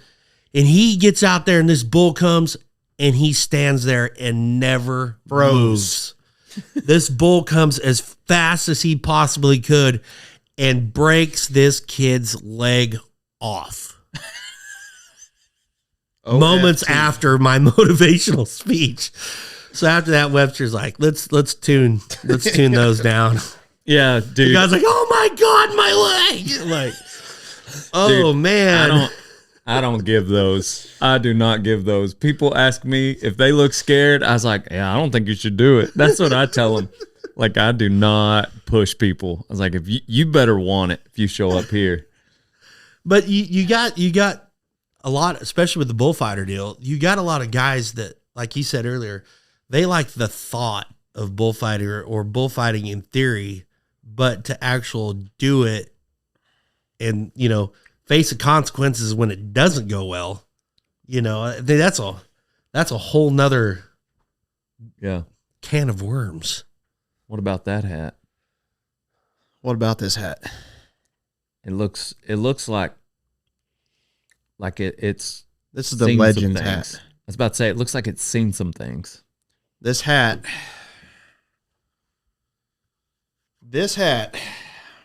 we did retro rodeo here at San Antonio. So I'm on a plane flying from the PBR, headed home, and I'm like, retro rodeo. I got an email. I'm like, who can I be for retro rodeo? I want it to be special. I'm like, I'm going to be Skipper Voss. So I'm Googling, trying to find some, shirts or tights. Like, bullfighters' outfits have changed drastically since the 1980s and 70s and anyways to now. So I'm like, I know Skipper's still alive. I'm like, I wonder. He lives in Waco, Texas. I'm like, I wonder if I could get a hold of Skipper. I wonder if I could make this happen where I could like legit get his gear bag, if he still has it, and wear it for retro rodeo at San Antonio. So I call Blue Jeans. I'm like, hey man, I need you to get a hold of Skipper. I need a favor. He's like, what? I need his gear bag. And he's like, what? And I'm like, I need his gear bag for retro rodeo at San Antonio. So anyways, he calls, gets a hold of Skipper, and they said like Skipper just like jumps up out of his chair, heads out to the barn, goes and finds his, like he's pumped. Yeah. And so I got a hold to our boss here, and I'm like, hey man, I've got something special brewing up. Like I've got Skipper Voss bringing me his gear bag. He's like, I want him here. We'll get him 2 tickets. We're going to highlight him, get some video. Like we make this big deal, So needless to say, the other night at Retro Rodeo, 1985 NFR was when Skipper retired, I believe. That's been 40 years ago. And Retro Rodeo, we hung a dummy. We had Mitchell, the Rumps bullfighting or clown dummy, is built to hang from the ceiling. And in the old days, they would hang the dummies from the ceiling and let the bulls hook it. And I guess some bullfighters would get on the dummy while the bull hooks the dummy underneath you. So we get this big elaborate plan that we're going to hang Mitchell from the rafters, and we're going retro rodeo. Skipper Voss shows up. Rumford was the great Ted Kimsey, like he stated earlier, one of the greatest barrelmen to ever play the game. Nate looked so much like Lloyd Ketchum that it was scary. And then Bo was Bob Romer, the bull dancer. Bo looked like an AI version of a rodeo clown. So, if that was like a week years ago, why do you still have the hat? Well, we pull up to the camp after the perf, and I get the gear and everything, his bag, and Skipper was carrying this hat, and my truck's white like his truck is, and so he just stepped out of the gator, was going to jump right into the truck that he thought was his, so I guess he just threw his hat in there to get in, and they're like, hey, Skipper, wrong truck. So he went around and got another truck. So 2 days later, I go to get in the truck to head out, and I'm like, whoa. They give him a standing ovation. Like it was unreal. It was. I've got to return this. And now you're giving it to me.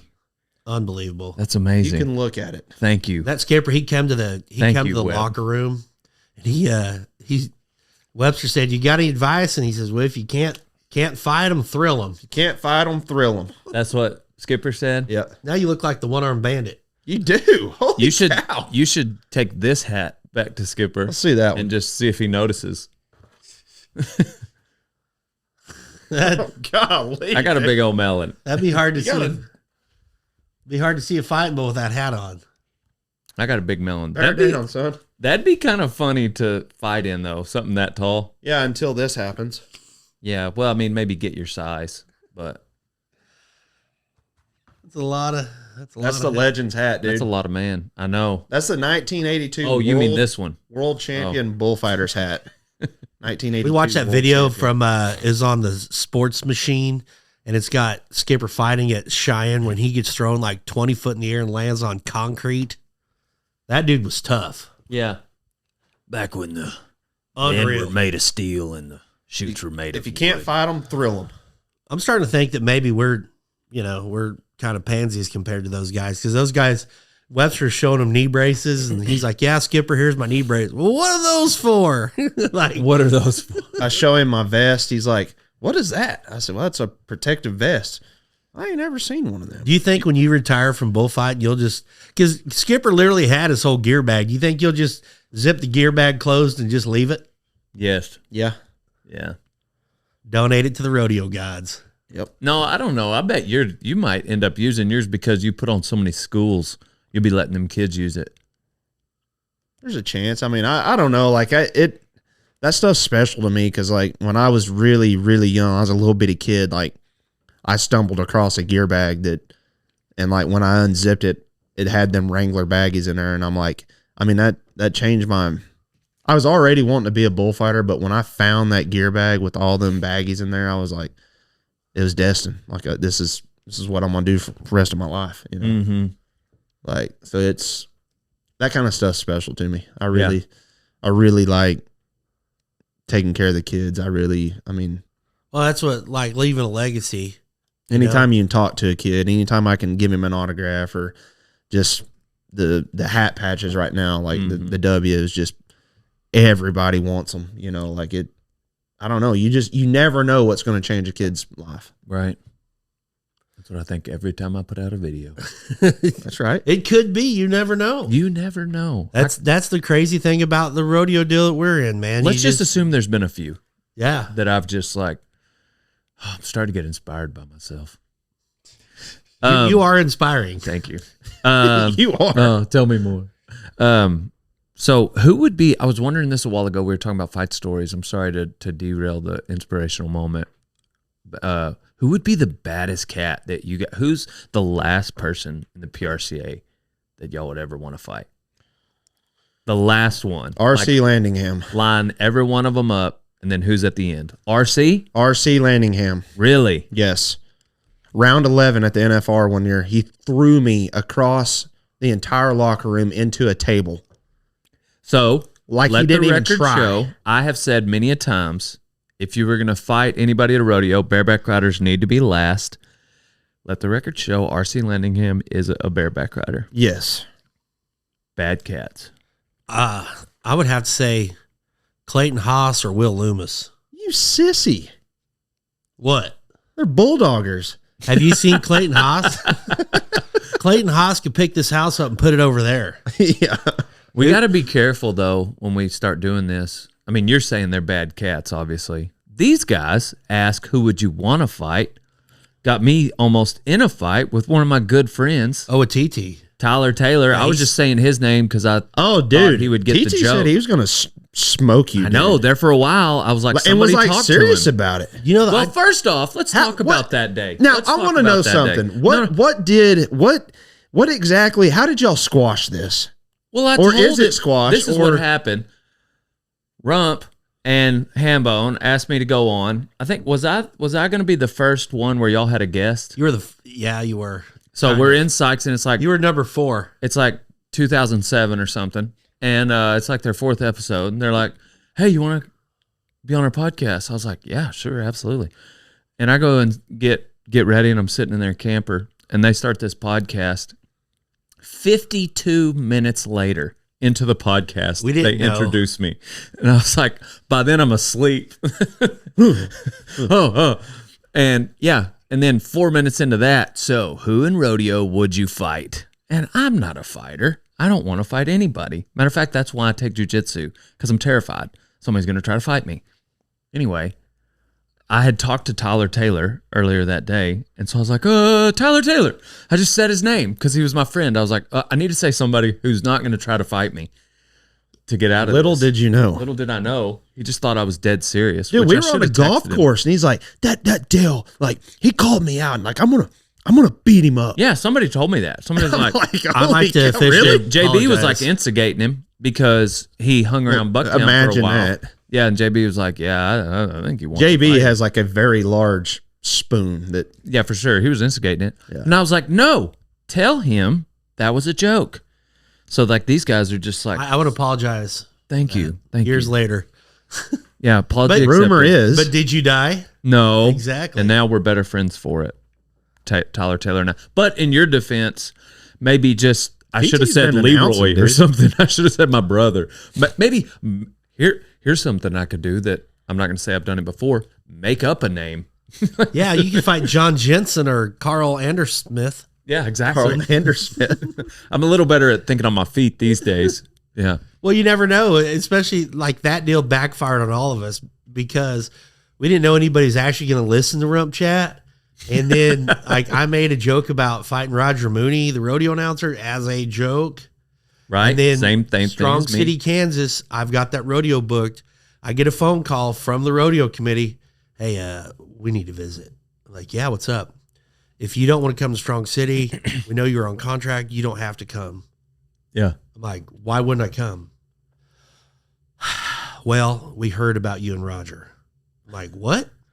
Some people on the rodeo committee heard the podcast where you threatened Roger. And if he's our rodeo announcer and you're the clown, we just don't want any trouble. I'm like, I love Roger. I'm not going to physically try to, I don't think I'd win for one. Roger's that was supposed to be the joke. Yeah. Like Roger's 6'2" and from Georgia. What are you Like, talking about? Stroke? well, hey, you want to fight me? You better do, I would not try to fight the cat, but I was like, no, it's not a fight. Like, we heard some things. It was kind of like on Joe Dirt when he gets out of the deal and he's like, hey, heard what happened with Buffalo Bob. Hey, nothing happened, man. We heard some things. Like the rodeo committee, they wouldn't even believe me. Like, they're like, it's whatever you guys do in your free time. I'm like, look, no, there's no free time. I don't want to, I love Roger Mooney. Roger's a great announcer. I love working for him. It was a joke. They're like, well, we respect that. I'm like, no, quit like agreeing with me and just be like, you kids, they never did. And I've yet to be back to that rodeo. Have so. you ever said anything else on Rump Chat that came back where you were like, oh man, I didn't think. Oh, there's been a few. Oh, there's several times. And half the time it's not even that bad.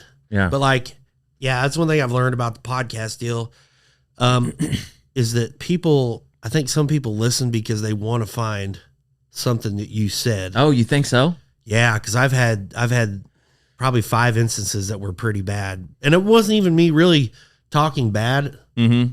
But that's what the rodeo deal is in media.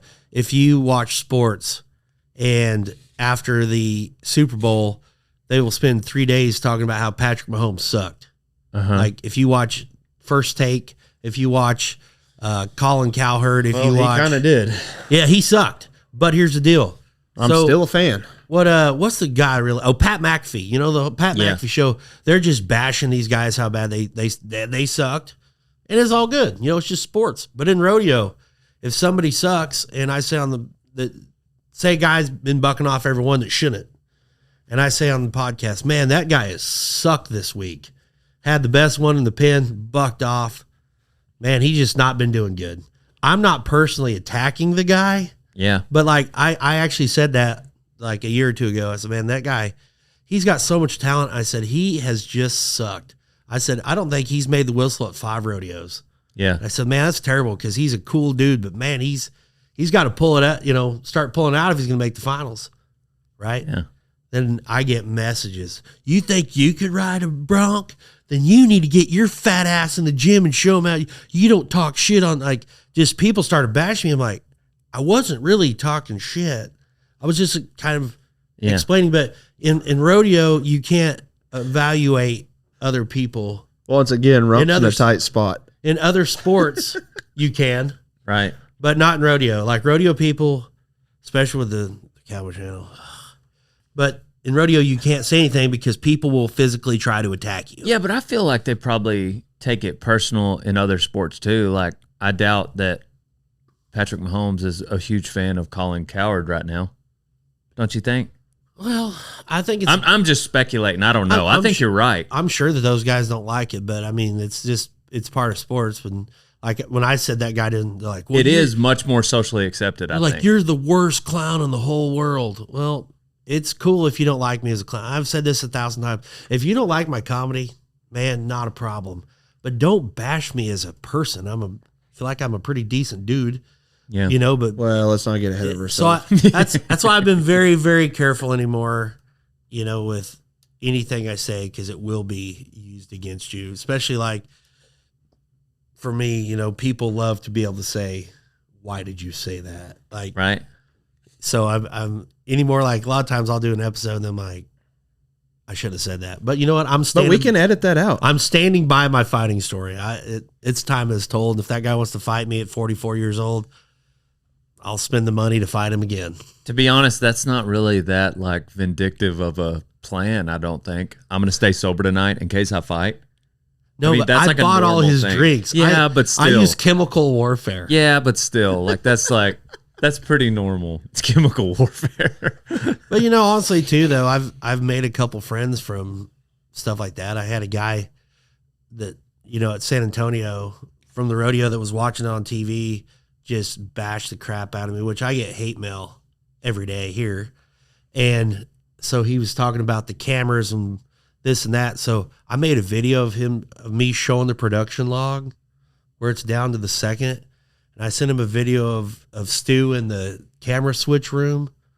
And I showed him all the stuff. I'm like, I have no control, like how this works out. I'm sorry that you were so mad at me, but I'm following a script, man.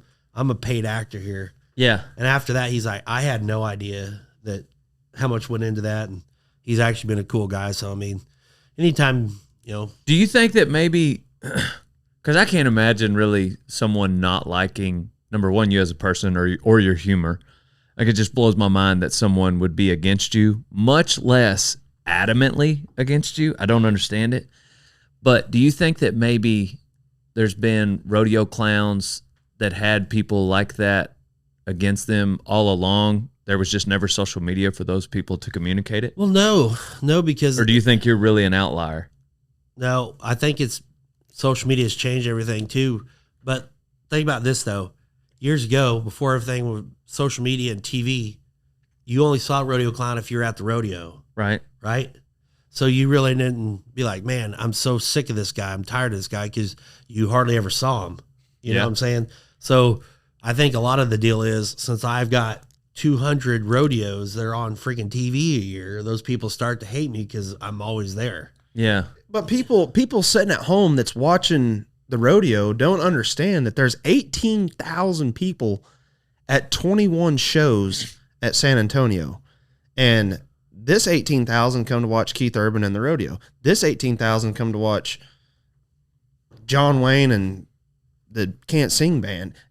You know what I mean? Like, Yeah. every night there's 18,000 different people every night for 21 nights or 21 shows. Well, like, the rodeo fan that's sitting at home that's watching the rodeo, they might watch all 21 performances of the rodeo to see who wins the rodeo. Yeah. Well, yeah, you're going to get tired of hearing Rumford. You're going to get tired of seeing Cody Webster. But That's a good best- point. 18,000 people that sitting at home or in the stands had a great night. Yeah, that's true. But here's how people are. This is actually so funny. So this lady, for retro night, I wore a wig and full face paint and baggies. Like, I dressed completely old school rodeo clown. yeah. It was still me.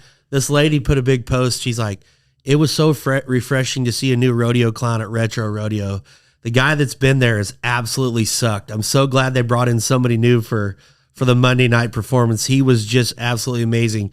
Please keep him and fire the other one. That's hilarious It's because the same guy. that's hilarious. It's kind of like the opposite thing with like Cody Johnson. I talk about this all the time when it comes to like musicians, but he got an album together, and for the longest he was like independent, and Gotta Be Me song, and like that was him. So he got this album together. Well, then he did get a record deal, and he was about to put the album out by himself, and they were like, hold on, let's see if we can help you distribute this.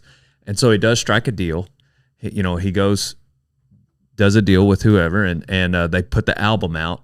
Well, then it's like people are still like, man, I liked him back when he was independent. Back what a whenever sellout. he was, what a sell. It's like, this is the same album he was going to put out. Like this is his. He just got help distributing it, but same thing, but kind of the opposite way. In the rodeo business, like I try to explain to rodeo fans, like at home that watch on the Cowboy Channel, because even like some of my good friends at home, they're like, yeah, we get tired of you. I'm like, well, I'm sorry, but the thing is, we don't really care. Shut up, Grandma. We don't really care about the people watching at home, because when people watching at home, they are diehards. They're going to watch every perf, but the average rodeo fan, now you can agree with this or not. The people that come to San Antonio, they don't give a shit about rodeo. They're not going to follow rodeo. They're not going to be flipping on Cowboy Channel and be like, whoa, cool, Tremont, Utah's on. Let's watch it. They don't care about rodeo. However, once a year, they're going to come to San Antonio Rodeo. They're going to put on their boots. They're going to put on their hat. They're going to get a beer and a Whataburger, and they're going to have a blast watching the rodeo. 98, maybe even 99% of everybody that we deal with throughout the year, entertaining crowds, is this genre. People, and it's not that they're against rodeo, but the people that we're entertaining in the stands. They don't care who I am. They don't really care who Webster is. They have no idea who. They're just there because they want to be it's entertained. the San Antonio Rodeo, and we always go. There's a couple that sit in a box down by the Time Event shoot that, they come every perf. But like I go through the stands, there's not hardly a repeat customer, because, honestly, in this day and age, who can afford to take your family to a sporting event more than one night, with parking and that's anywhere. But like the people that we're trying to do stuff with, entertain, like with the fighting bulls and the clown stuff. And at home, you might be like, man, we've seen Rumford do this 1,000 times. He needs new material. Well, the 18,000 people sitting in there, they don't care because they don't see it every day. And you don't get, like, we don't hardly ever get complaints from in-house people, like 22,000 people and no complaints. And you get 48 complaints from people watching at home. Yeah. And like the guy that told me, he's like, I don't know what y'all are trying to prove, but the shot on the breakaway ropers is too close. We don't need to see up their nose. Please do better. And I'm like, you do know that I'm the rodeo clown and don't own a camera. Like, why would you why would you Facebook message me? Yeah. My podcast doesn't even have video. Yeah. I don't even own a camera. That's a good point, Donnie. Thanks, Donnie. But you know what I'm saying? Like, it's crazy. But in the entertainment business, it's man, I hear what learning. you're saying. There's like, it's probably not even 2% of the people that comment. It's like it's probably 0.02% of the people, because I'll get even worth talking about. Oh, but it's the true. fear is, and the feeling is, when some of those people, I really try to picture some of those people in real life, because there's occasionally you'll go through your day to day and you might meet someone and you get a sense of their attitude and you're like, man, I really do not care what this person thinks about me. And if they said it to you in person, you're just like, you're not affected by it. Like as if it were like in traffic, like this random person in traffic who thinks you're just, the most terrible person because you changed lanes wrong. You They don't wave at you with one finger. You don't think about it 45 seconds later because, you're like, I don't really care what that person thinks. Well, like something about that one person on the internet, when they comment and they are like, try to like say they don't like the way I changed lanes in this video, it like, you just immediately go to, oh man, that's what 98% of the people watching my videos think. And then you got to just get back to reality that like, man, if I met that person in real life, I probably wouldn't care what they think, much less hang out with them. Like we're not going to go to the same church. I don't know. It's easy to mask your entire audience off of one person's opinion. Yeah. And like I said, that's where rodeo's changing. Like in the entertainment part, I mean, it's constantly evolving, but Leon Coffey and Ted Kimsey and Quill Dobbs, they didn't have, you had to physically see them in person because there was no other way to see him. But, you know, at the same time, my dad tells me all the time, you know, with talking about me and Webster, he said, anytime you start getting upset, you need to remember how you guys felt when you first started rodeoing full time and how good it was. Yeah. And he's like, you gotta ride that feeling out, because you can't let Pete from Arizona write you bad stuff and get to feeling bad about it, you know? Well, I think too, like I get to, this one person said this one bad thing about this video, whatever their opinion was. And then I go to a booth and I meet somebody and I don't know if I realize like, oh, I'm assuming this person thinks the same thing. Like I attach it to all my audience and I wear it that personally, when in reality, like this kid that just walked up, he's probably only seen half a dozen videos. You know what I mean? Like there's very few people that watch every one of my videos, just like there's very few people that watch every performance. Me and Webster knew you were a big deal though the other day, because we're driving somewhere and we were leaving the homeless guy in the ditch had a Dale Brisby bag. No kidding. Like literally when we were headed to go for retro rodeo, we were going to find some retro clothes, and this guy is walking down the street with a Dale Brisby bag. That's hilarious. I'm like, what? That's Did funny. you see the illegal immigrant crossing? They caught him on a game camera and he had a rodeo time cap on. Yeah, like one of my more popular ones. Like, oh, he's got good style, good taste. Worldwide, it's funny because we don't even sell the backpacks down here. The bags, we don't sell them down here. But no, like That's legit, funny. like a Dale Brisby bag walking down the street. Yeah, and all his that's clothes in funny. and all his belongings because of you. That's hilarious. That's very nice of you. Yeah, that's funny. Yeah, what? For what it's worth. That's funny. Well, I appreciate it. I love the rodeo business. I don't mean to always complain, but you know, when you love something, you want it to be better, and you know, I don't want to do this forever, you know, but at the same time, like I honestly want to leave it better. Like I hope someday somebody can say like, you know what, man, Justin Rumford helped me do this. Like I've tried to help a lot of people, and the thing is, like, I don't want to be the grouchy clown. Like the one that came up to me, I'm not going to say his name because I know you won't edit it out. The one that came up to me at rodeo and goes, I love you on the Cowboy Channel. I said, man, thank you. He said, oh no, that's not a compliment. He said, at least when you're on TV, I can hit mute. When I come to watch you in person, I have to listen to you. Oh, wow. And I said, thank you, sir. See, this is what I think, especially if it's another barrel man. In my personal walk, I'm going to make this real short. Because I could talk about it for a long time, but in my personal walk, I have realized how important pride and humility is. So, like, humility is the opposite of pride.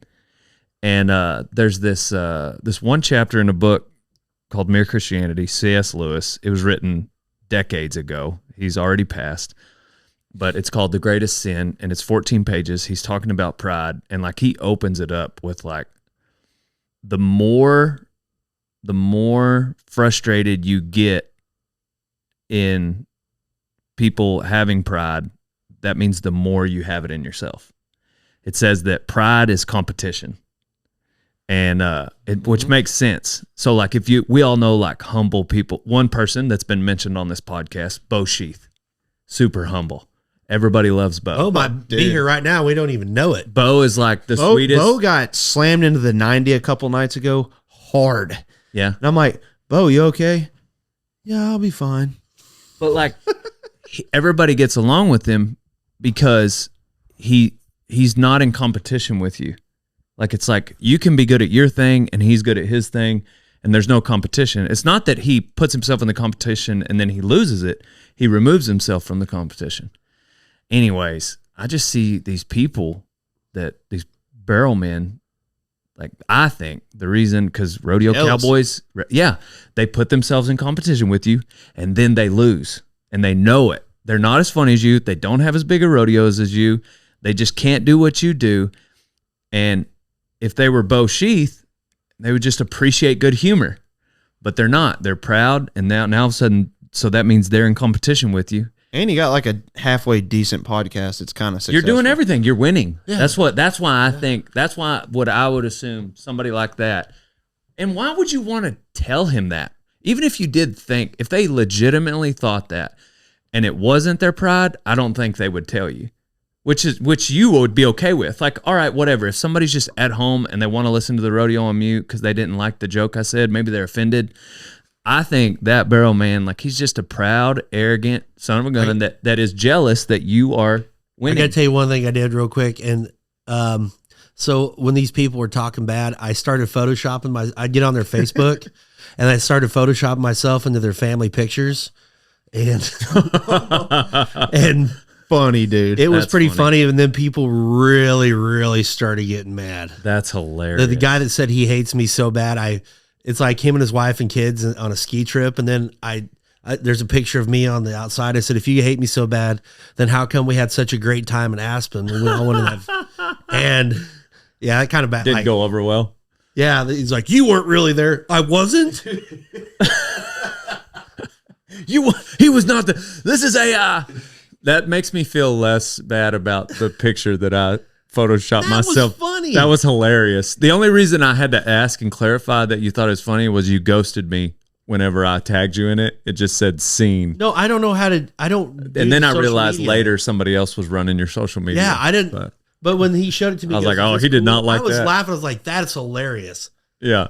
That's when you text me. I was like, no, it's fine. I knew, that's what I thought when I posted it. I was like, oh, he'll think this is funny. Okay, so speaking of like faceless haters on the internet, do we know who the one was like several years ago? Like leading up to the NFR, they would almost do like 10 days of facts. Lazy, Oh, it was, lazy Johnny Lazy John- Jackson. yeah. Yeah, that's the name that's on there. That guy was funny. Yeah, some of those were hilarious. That was the funniest guy ever. Like, I knew who he was. Oh, you know who it is? I know who it actually is. You can say it. We'll edit it out. It's one guy. It really is one guy. And the thing that really pissed me off though was everybody thought it was me. But the guy, this is where he's smart. He kind of tailored a lot of that kind of stuff like I would say. So like I remember Cody Whitney was pissed. Oh, yeah. Like Cody's like, you need to know. I'm like, what? He's like, get on Facebook. I'm like, oh my God, this is hilarious. He's like, we all know it's you. It wasn't me. Yeah. I know who it is. But the thing of it is, I messaged the guy because I thought I had something funny. So I messaged him something funny, and then he did post it. And then I told somebody that, yeah, I come up with that. They're like, we know it's you. I said, it wasn't me. Well, then why'd you say you just came up with it? But I sent one deal that was hilarious. It was for the NFR preview, and it was making fun of Tuckness. It said that, said the bullfighters will be flying into Las Vegas on Thursday at 2, except for Dusty Tuckness, who will be jogging to Las Vegas I remember that. from Oklahoma, only stopping for ice baths and enough time to post on Instagram that he's working out.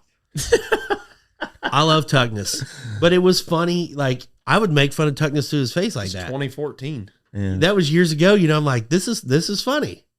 And then there was like, we know it's you, Rump. I'm like, look, Some of them got a little. anybody can get on there and send the dude a message. So I was like, this guy's pretty funny. So I was like, hey, if you want one on the bullfighters, here's maybe an idea. And then somebody else was like, you're collaborating with Lazy Johnny Jackson. But everybody's like, we know what you. So on his deal, it said Lazy Johnny Jackson, rodeo clown from Oklahoma. If I was going to go underneath an alias, see, that's where Lazy Johnny was smart. Because he was pushing it towards me. Because everyone's like, we know it's you. I'm like, if I was trying to hide behind a Facebook character, do you think I would choose a rodeo clown, which I am, from Oklahoma, which I am? They're like, yeah, that's part of the genius spin. I'm like, it's not genius, but that guy, he's still out there. Yeah, I know who it is, and All right, question. So you've told us it's a guy, so it's a male. Does he rodeo? kind of. But here's the thing. Oh, that means he's like an announcer or a sound man. I'm not. Let's say it's Hambone. It's not Hambone. It's Hambone. Hambone is not that funny. But it's somebody that's like not a contestant. So listen to this. This guy sent me. He had an NFR preview for last year. Okay, Yeah. and he sent it to me. He said, "Do you think this is funny?" I laughed. I had tears rolling down my face. I sent it to Rory Lemmel. he had tears rolling down his face. I said, you can't put this out. Mm. I said, people will try to find you and kill you. And if not you, they're going to try to kill me. Dang, so it's somebody super witty. So this dude is like, he's one of the smartest dudes. And he's like, Okay, so they don't rodeo. no, he rodeos. But this dude, he is absolutely hilarious. And the thing is, like, he's everywhere. Like, he'll show up like during the NFR. He's just, and that's the best part is he's not well enough known Oh, he's a deep track. that anybody's really going to know who he is.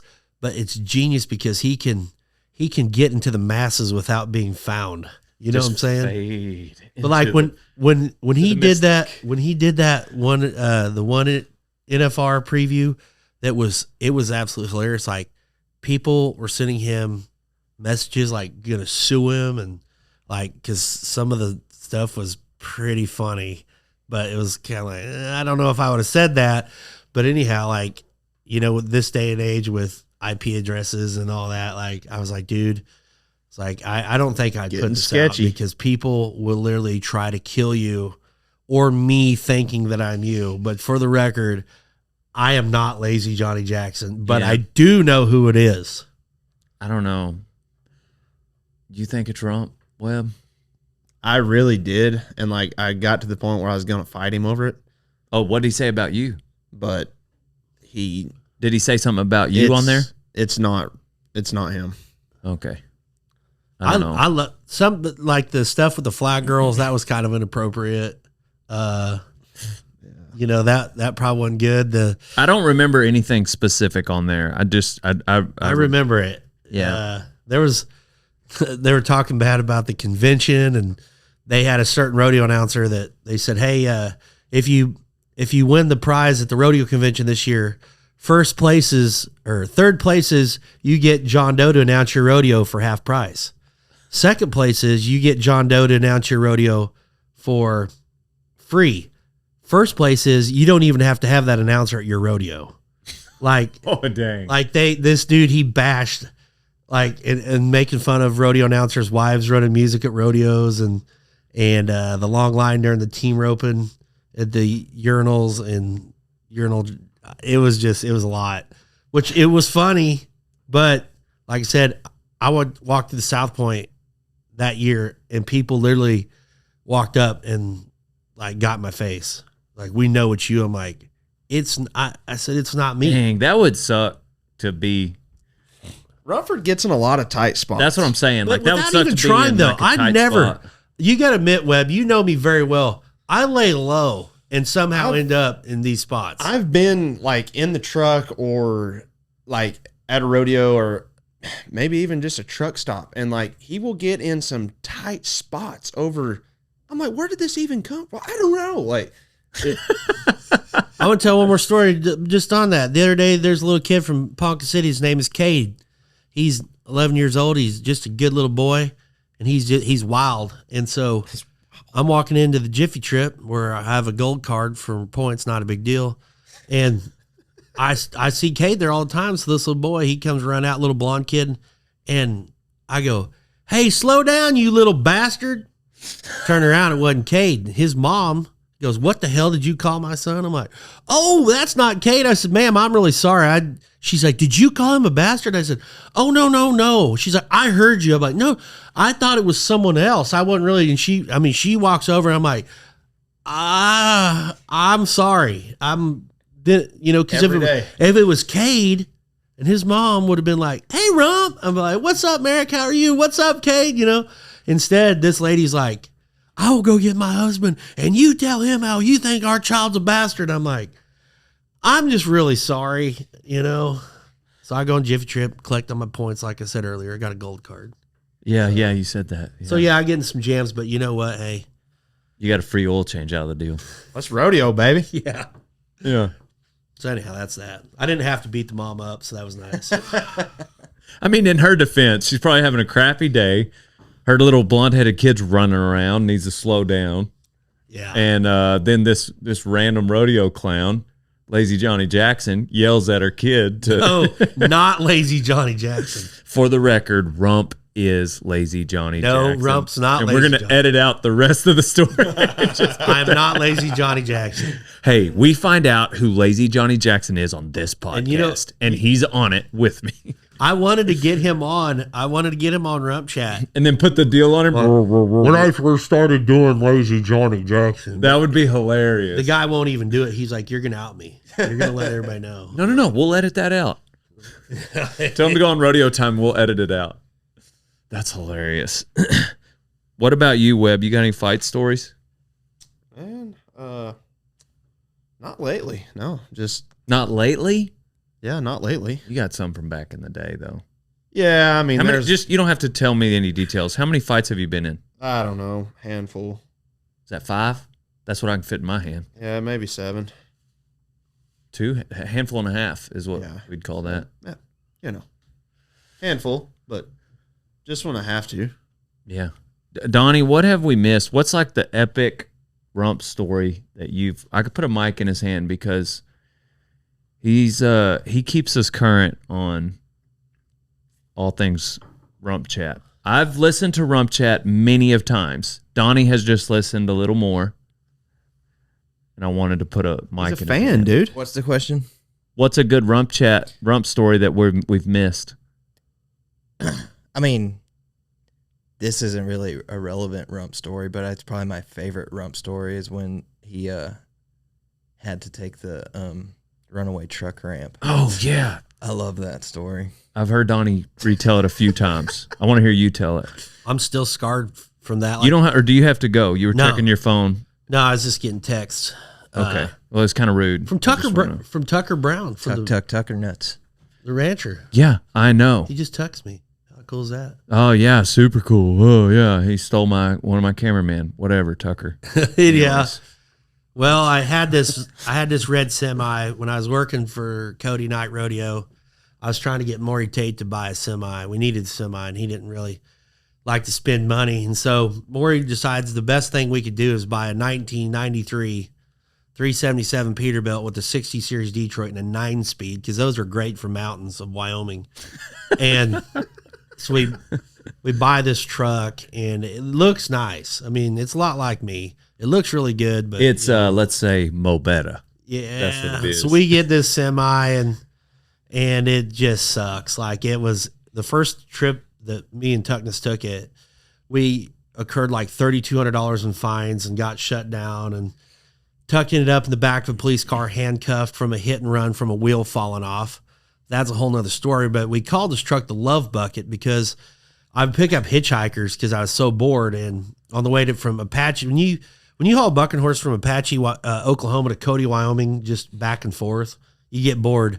And I picked up this extremely dirty hippie at a truck stop in Cheyenne, and he needed a ride. He was headed towards Billings, But of course. I was like, man, crawl on in. So he gets in the truck, and so we start visiting in the semi, and I'm like, hey, what's your name? He said, well, my name's Bill, but you know what the ladies call me. I'm like, no, I don't, because we just met. And he's like, well, the ladies call me the Strawberry Love Bucket. And I was like, this guy's probably going to kill me. I was like, man, that's kind of cool. This Strawberry Love Bucket. Well, in the semi, the plug-in didn't work, so we wanted to charge your phone. You had to put it in sleeper. So, like, to get your phone, you'd have to put the cruise on and then hold the wheel and then crawl towards the sleeper with your right hand to get. So, anyhow, the old Love Bucket and me, we're cruising along, and he goes, man, I'm going to get in the back. Was it called the Love Bucket prior to this? No. Homeless? Okay. All right. No, it was Bill. after the hippie deal. So And anyhow. so Maury called me to see where I was, and the hitchhiker answered the phone and kind of freaked Maury out. But it all worked out because that truck was such a piece of crap. When we got up by Casper, the truck was breaking down, and the hitchhiker said, actually, I don't think you're going to make it. This truck sucks. Pull over and let me out. So that the truck was so bad, a hitchhiker asked to leave the truck. Oh man. So at the end of the summer, I got turned down once by a hitchhiker, so I know how you feel. yeah. So the end of the summer, we get done with the night rodeo, and so we got to take the steers back to Moorcroft, Wyoming. And so I had everything ready to leave Cody, so I didn't really have any. It was cold, but I had on a pair of shorts and a Mo-bedded t-shirt and a cap, no underwear, which I like to wear underwear. Didn't have any, so I just had on gym shorts and Yeah. tennis shoes, not even nice tennis shoes. They were like, Yeah. What were they like? they were tennis knockoff shoes? Nikes. Like Okay. the ones you get at Walmart when you're little and you don't want them. What about socks? No socks. Okay. But I was like, man, I'm just around to Moorcroft and back. So me and the old love bucket, not the guy, the truck, load of steers. I'm looking at the map. I'm a flatlander. Well, I was like, man, I'll just go across Tin Sleep and I'll go right into Moorcroft. Well, you know, you come across Tin Sleep past like 7% grade. It's like the kind of roads that trucker songs are wrote about. Yeah. I was like, that's no big deal, you know? So I take off across there and I get to the top of this big grade and I'm like, man, I'm just going to ease down the mountain, you know? So I put on the Jake brake and I'm like going 25. And all of a sudden there's this boom. I'm like, what in the world? Well, the drive shaft fell off. Yeah. The drive shaft fell off. Dang. I don't mean like it broke. It fell off. Yeah. And when it fell off, it ripped the airlines going out between the wheels. And without a drive shaft, it doesn't matter if you downshift or not. And so I'm like, uh-oh, no big deal. I'll just hit these old brakes. Hit the brakes, not a lot. And so I pulled the old trolley handle on our 1988 Wilson straight deck that was just in top physical condition. And those brakes didn't work, so I started going a little faster. And I pushed my foot down on the brake again, and it goes down. I let off, and it doesn't come back up. I pushed the brake down, it stayed. Ooh. And the brakes are starting to put out a little smoke, and I'm like, I'm in a pickle, 35 mile an hour. I'm like, I'm going to bail out.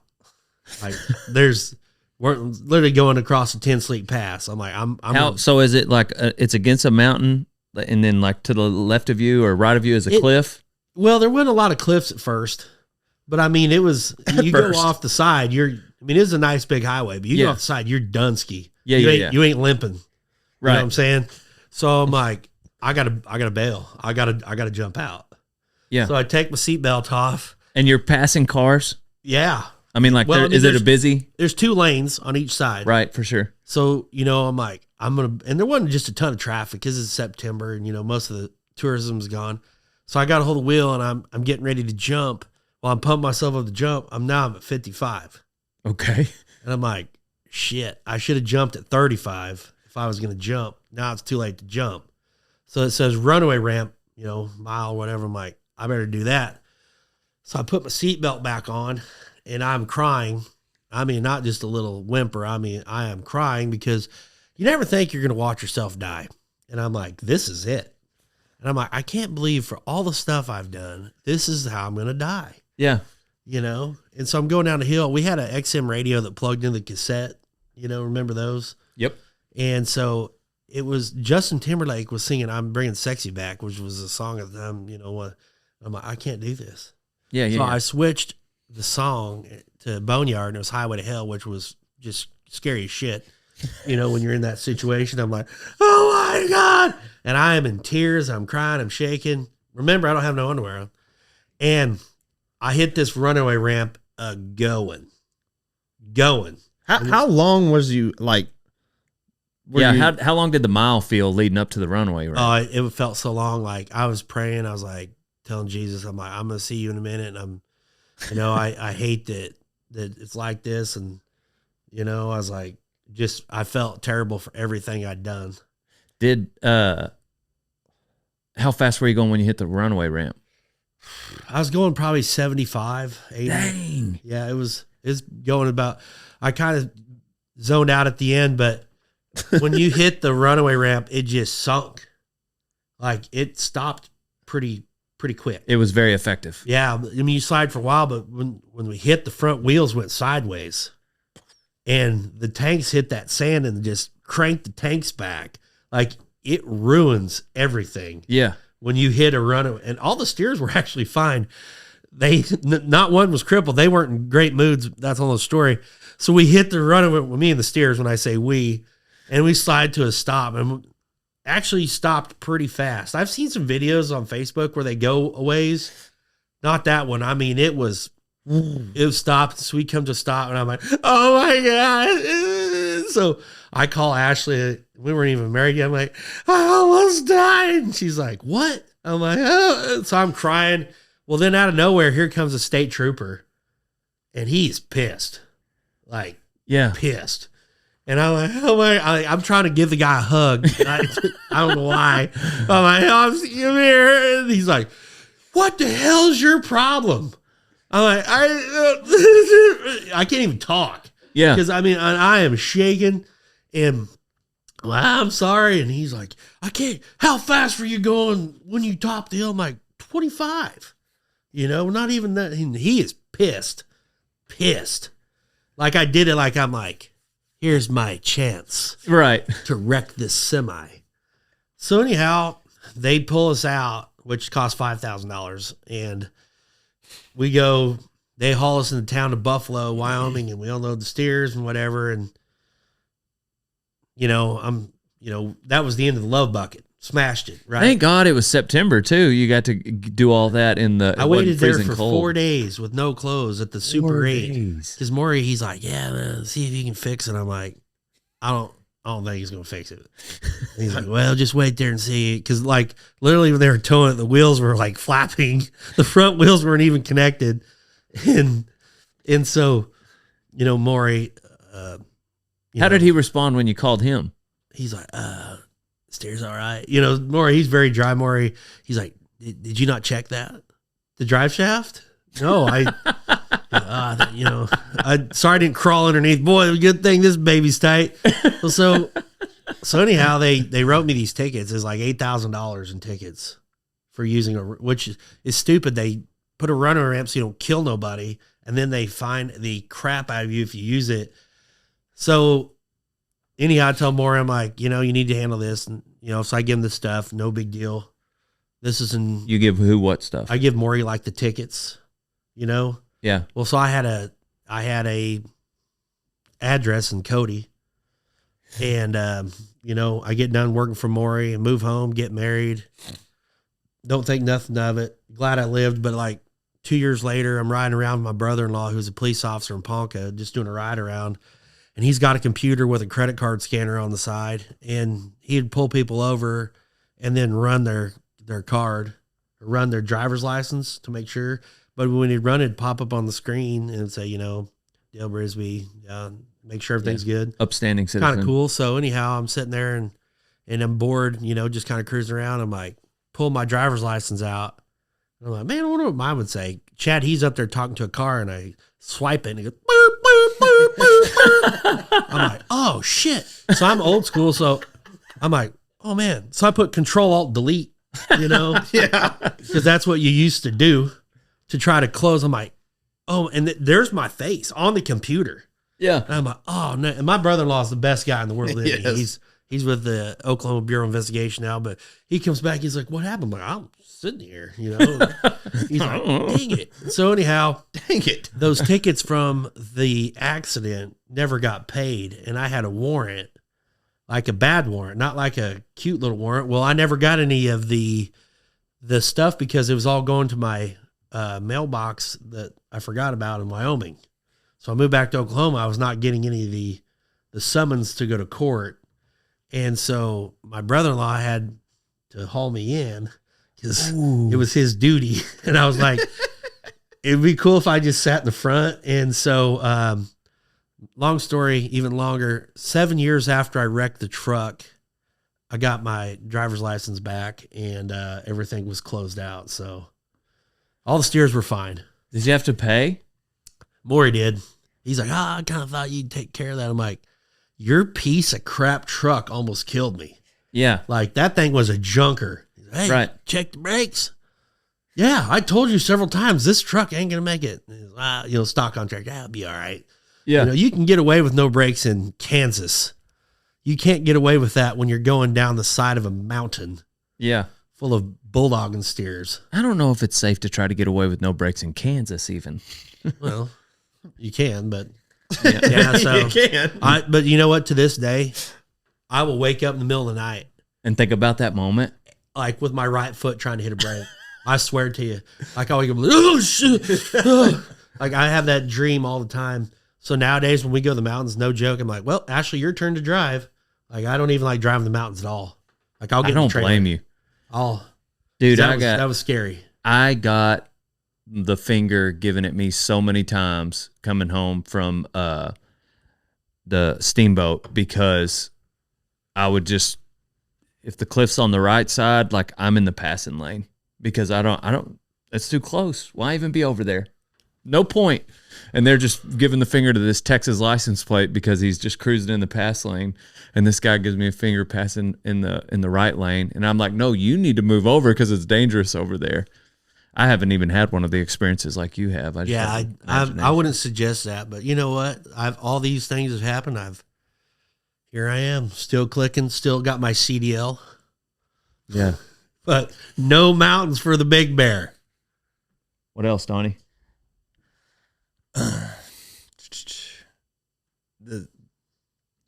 There's a story about when you guys were at the Irma, how when there was a bunch of you there for like lunch or something. The whole I like all the Cody nights. The gunfight story? The gunfight story is good, but I was talking about like you guys went there for lunch and I think you were kind of expecting more to pay for your lunch. I had no money. Like I think people get confused sometimes today when people say I have no money.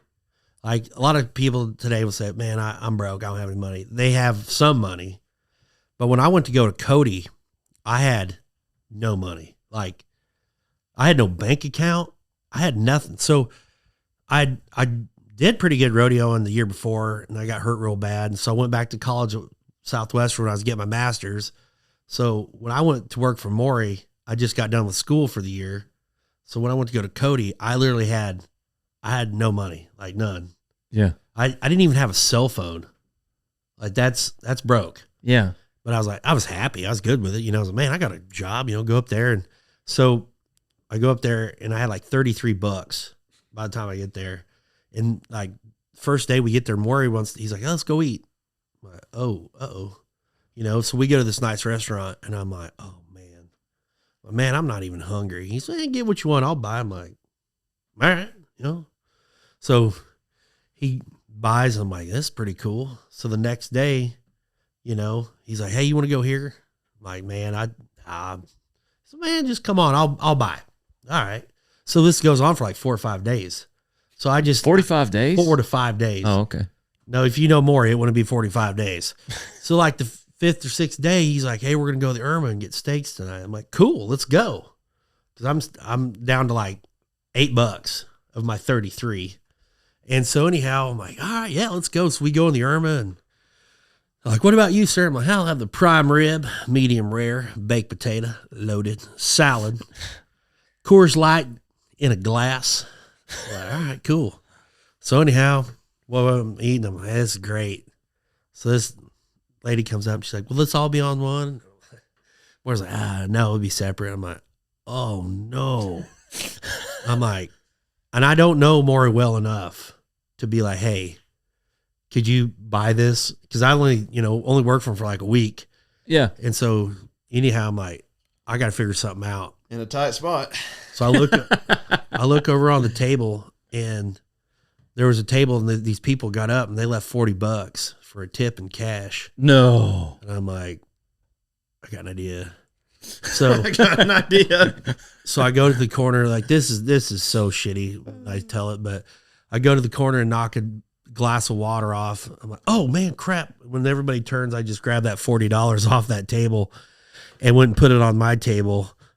And I didn't really feel like I was stealing because I never took the money out of the restaurant. I just moved it from one table. Okay. Oh, totally. But that justifies it. That wasn't even the craziest story because when me and Webster, when we first started, we get hired to go to Gillette, Wyoming.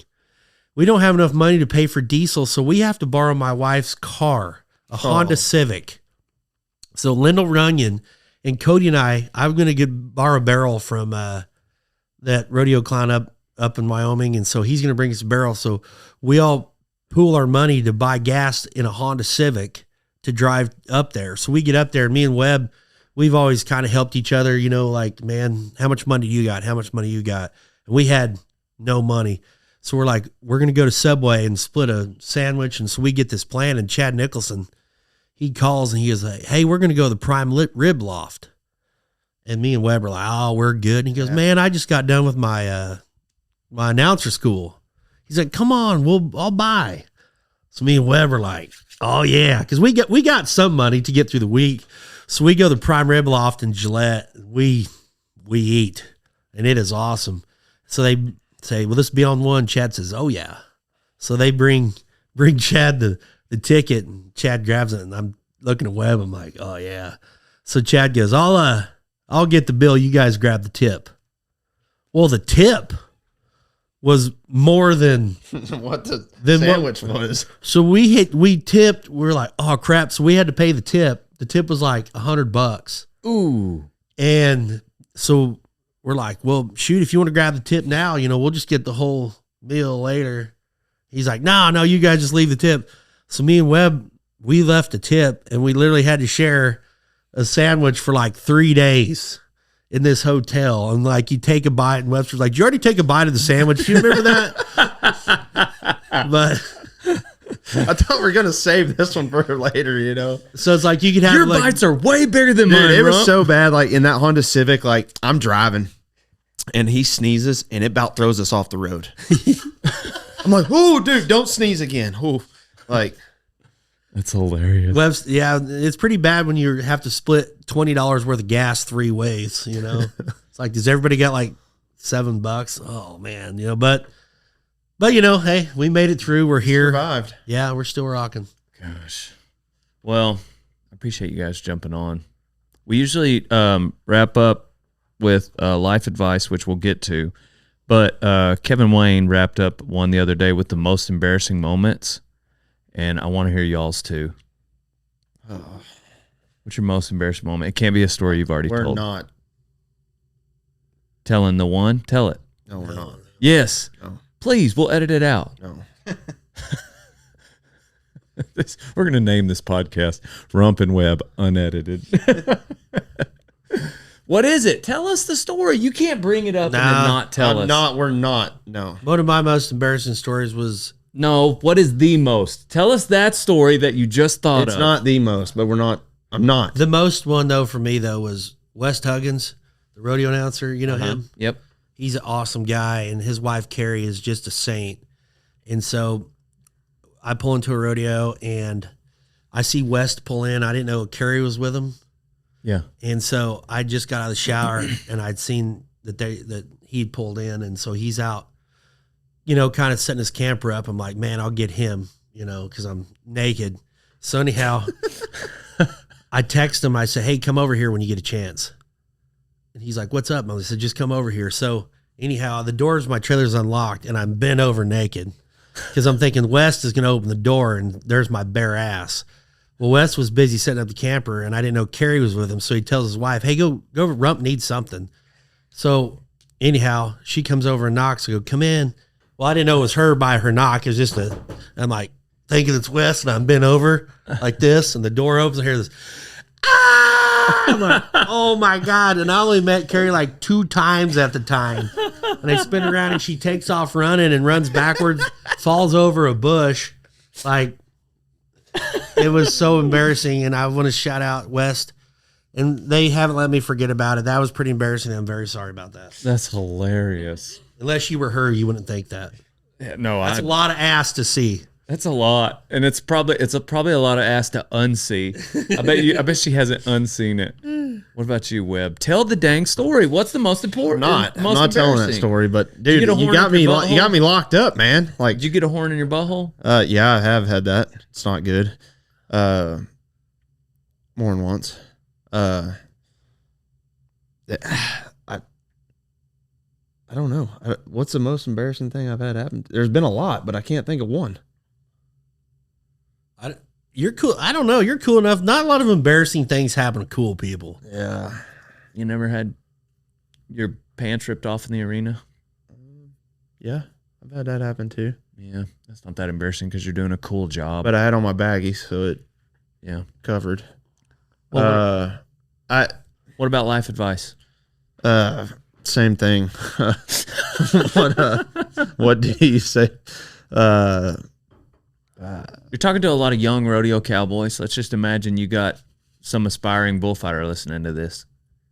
Yeah, it's not all what it's cracked out to be. Like, it's not a lot of fun getting started, but it is the best life you can live. So, I wish I had an embarrassing moment that I could. Next. What do you got? Life advice? Well, He can talk for days. Yeah. my life advice would be something that I've come to learn lately. Like, this is deep. Okay. I'm going to end this on a deep note. Enjoy now. I think that's one thing where, since I've not trying to preach, but since I've quit drinking in the last year and, focusing on living a better life and, trying to be more godly and trying to get away from the old me. And, for too many years, I've always kind of thought, if I could just get to here, then I'll be happy. Mm-hmm. And I've thought that in rodeo, and I'm like, man, if I could just get these big rodeos, then I'll be happy. Mm. And then I thought, if I can just get through the winter rodeos and get to the summer rodeos, then I'll be happy. Then by the time the summer hits and you're so busy, you're like, man, if I could just get to the fall. Once we get to the fall rodeos, once we get to Pendleton and Fort Madison, then then we'll be happy. And then those would come, and I'm like, man, it's time for the NFR, man. Maybe as soon as we get to the NFR, and we'll be happy. So I've figured out over the last while that be happy now. Don't always be looking for grass is always greener. Stop and be happy. And like all these wild stories I tell myself, man, it's okay if you've done some dumb stuff or not always been, live the life that you think you should. It's never too late to start. So, I'd say my life advice would go with God and be happy now. Yeah. Fix it and enjoy it. How long have you been a Christian? My whole life, but not a very good one. But I've really, really tried to turn it around, and 186 days without drinking beer, which is a lot for Was me. it that big of a problem for you? No, but at the same time it was. Yeah. And I'm an open book. Was it like an escape or just more casual? It would start off as casual, but when you rodeo for a living and everywhere you go is a party. Yeah. And I didn't like the way I was. I didn't like, being big and I gained a lot of weight, which I've lost a lot of weight lately, but I got into too bad of a habit where you just drink all the time. And, I don't want people like, oh, that rump's always drunk. And it was hard too, because even being a Christian through drinking, I was always in church. I was always getting drunk Saturday and then being at church on Sunday. And I didn't think, I'm like, well, at least I'm going. But then people were like, well, how are you going to do both? So I've really, really been trying to do better. I've been working out a lot, but these guys, Webster and my crew are a pretty positive bunch. Lucia and Brad Narducci's lost a lot of weight too. He's quit and he's down 40 pounds. So, we're all trying to make better decisions. And, like I said, I've done a lot of things I'm not happy with, but at the same time, I'm not ashamed. All those things happen. So I can be here and I'm hoping that I can keep on this and keep rocking and rolling and be a good dude. Yeah. And raise a good family. And it's been nice. I actually can wear my old belt again. So, yeah. And he's been wearing pants. Yeah, I didn't wear pants. It was pretty bad when I outgrew pants. Like, I only wear shorts, and that was embarrassing, They don't have elastic. That wasn't going to work. Yeah, well, yeah, when you only wear rodeo Austin shorts year round, but just getting caught in that it wasn't really like I was an alcoholic or anything, but I was just caught drinking so much that every time something happened, anything, everybody, like, the first question was, what were you drinking? Like, oh, I got in a fight, or I got in an argument with this guy. Well, how much did you had to drink? Well, nothing.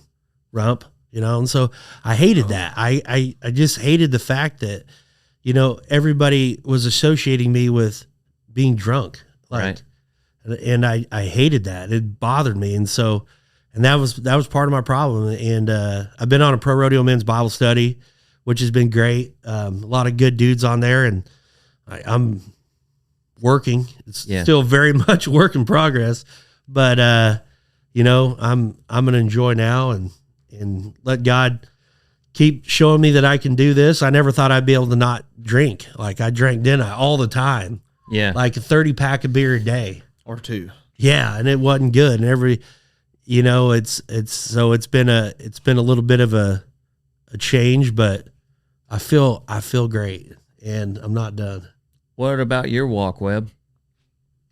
Man, it's been good. It's been a lot of revealing things within the last few years, but it's no matter where I go or what I do, it seems like he's always there waiting on me, you know what I mean? And it really through some of the stuff the last few years, just health and just the grind, like that's the thing everybody sees, the everything that's on the internet, they don't truly get to see the grind of what doing this 200 days a year and the ups, the downs, the curves, just everything that goes with what I, not that I get to do, but I have to do, Yeah. It, man, without that passion, the fire, the what he's instilled in me, and then what he keeps providing for me, like you gotta, there's no way to deny that,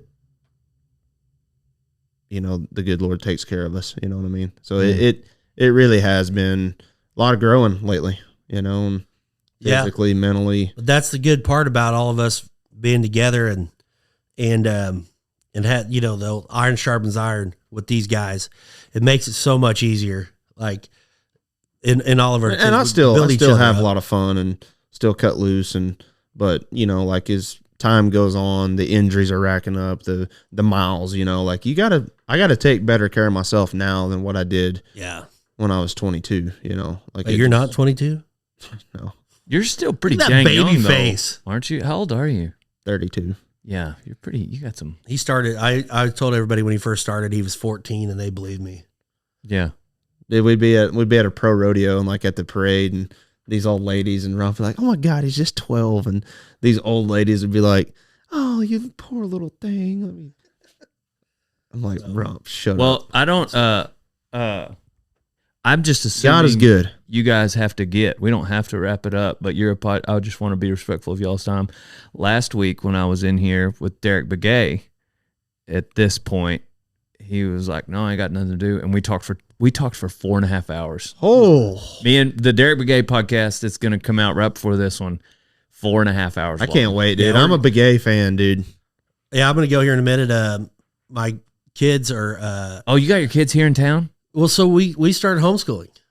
Love that. That's another thing that's been a big change is we started homeschooling because of, you wouldn't believe how crazy schools are nowadays. Yeah. Like my kids, we would pull them out in 3rd grade, and they were coming home saying some crazy stuff, and I'm like, I don't want this to happen.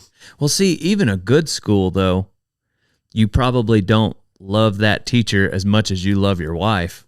So if you had to pick who you want that kid to spend more time with, no offense to any teacher, even definitely not the bad ones, but there's still some good ones that you probably don't prefer over your wife. Yeah, well, and I've been helping teach too a little bit, but I will tell you this. Do you know what is? I just sorry to assume that your wife would be the So teacher. the reason I'm going in here in a minute is because they're having a Valentine's Day party at the arena with my kids and Brad's kids, and my little girls are so damn cute. They made Valentine's Day cards for all these guys and like put like work into them.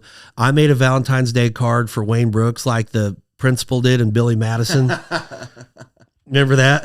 Yeah, that's hilarious. But so having the kids on the road, like PIMDAS, please excuse my dear Aunt Sally. That's so much stupid crap. Like as an adult, I have never, ever had something happen where I'm like, wait a minute, 2x parentheses, 5 plus 2 parentheses, minus 16 divided by 8 parentheses, 4 equals what? That is crap. Kids don't need to learn that. Yeah. But No, I hear you. I'm with you. But besides that, I really like homeschool, and You're telling Noah about the flood. teacher I'm right of the there year with right here. But like I said, we're gonna go with the kids, and that's another thing I didn't like. This last thing I'm gonna say. I know we keep dragging on, but I didn't like my kids like always seeing me drinking. I thought, and I'm not against, like, I still hang out with guys who drink beer all the time. It's no big deal, but I just didn't personally like being that guy, like at a birthday party for 7-year-olds. Well, I mean, it'll Boozing. just instill in them that that's okay behavior. So I feel like my kids, they're 11, triplets, and I want them to have a good life, and I want them to have a dad that lasts a while. And so we're gonna go to the Valentine's Day party, and I'm gonna give Wayne Brooks his card right before the perf because it says something PS on it. So You should try carnivore diet. that's what I've been doing. Oh, good. I started that January 1st, and I'm still on it. So I He ate a lot of hamburger. I quit this drinking. rodeo. I quit drinking at Sykeston and started the carnivore diet at Odessa. And so I'm like 2 months in on it, and it's working good. I've had a lot of hamburger. You know what you never get tired of though is beef. Yeah. Maybe hamburger in particular, especially if it's dry, you don't use a lot of seasoning. But like, dude, a steak has never gotten Yeah. old. hard to And beat. you can have a Parmesan cheese. So you can have a couple I pieces haven't of had any of that. hard cheese, which Parmesan cheese is like licking this table. It's so good. It's so non-tasty. Anyhow, well, thanks for having me on today. Great to be here. Yep. Thank y'all. Everybody check out Rump Chat. Check out Behind the Shoots, Cody Webster, those 2 shows on the internet, wherever you listen, wherever you watch. And check out rodeotime.com, okay? For a deal you can feel. Pow, pow. I'm on to the next one. Pew, pew. Pew, pew. Hey, old son, if you're not feeding every morning with a Can-Am side-by-side, then you ain't no cowboy. I got a Can-Am because I needed a reliable ranch rig that I could use every day because I don't know how to work on stuff like that. So I want something that's not going to break down ever. Get yourself a Can-Am, old son. Hey, Bro Tater Chip, if you like getting swole-o-matic, then get yourself some Protein on mountainops.com. Hey, or if you just like being healthy, whether you're trying to bulk up, get healthy, have energy, go to mountainops.com and use code Kevin for 20% off.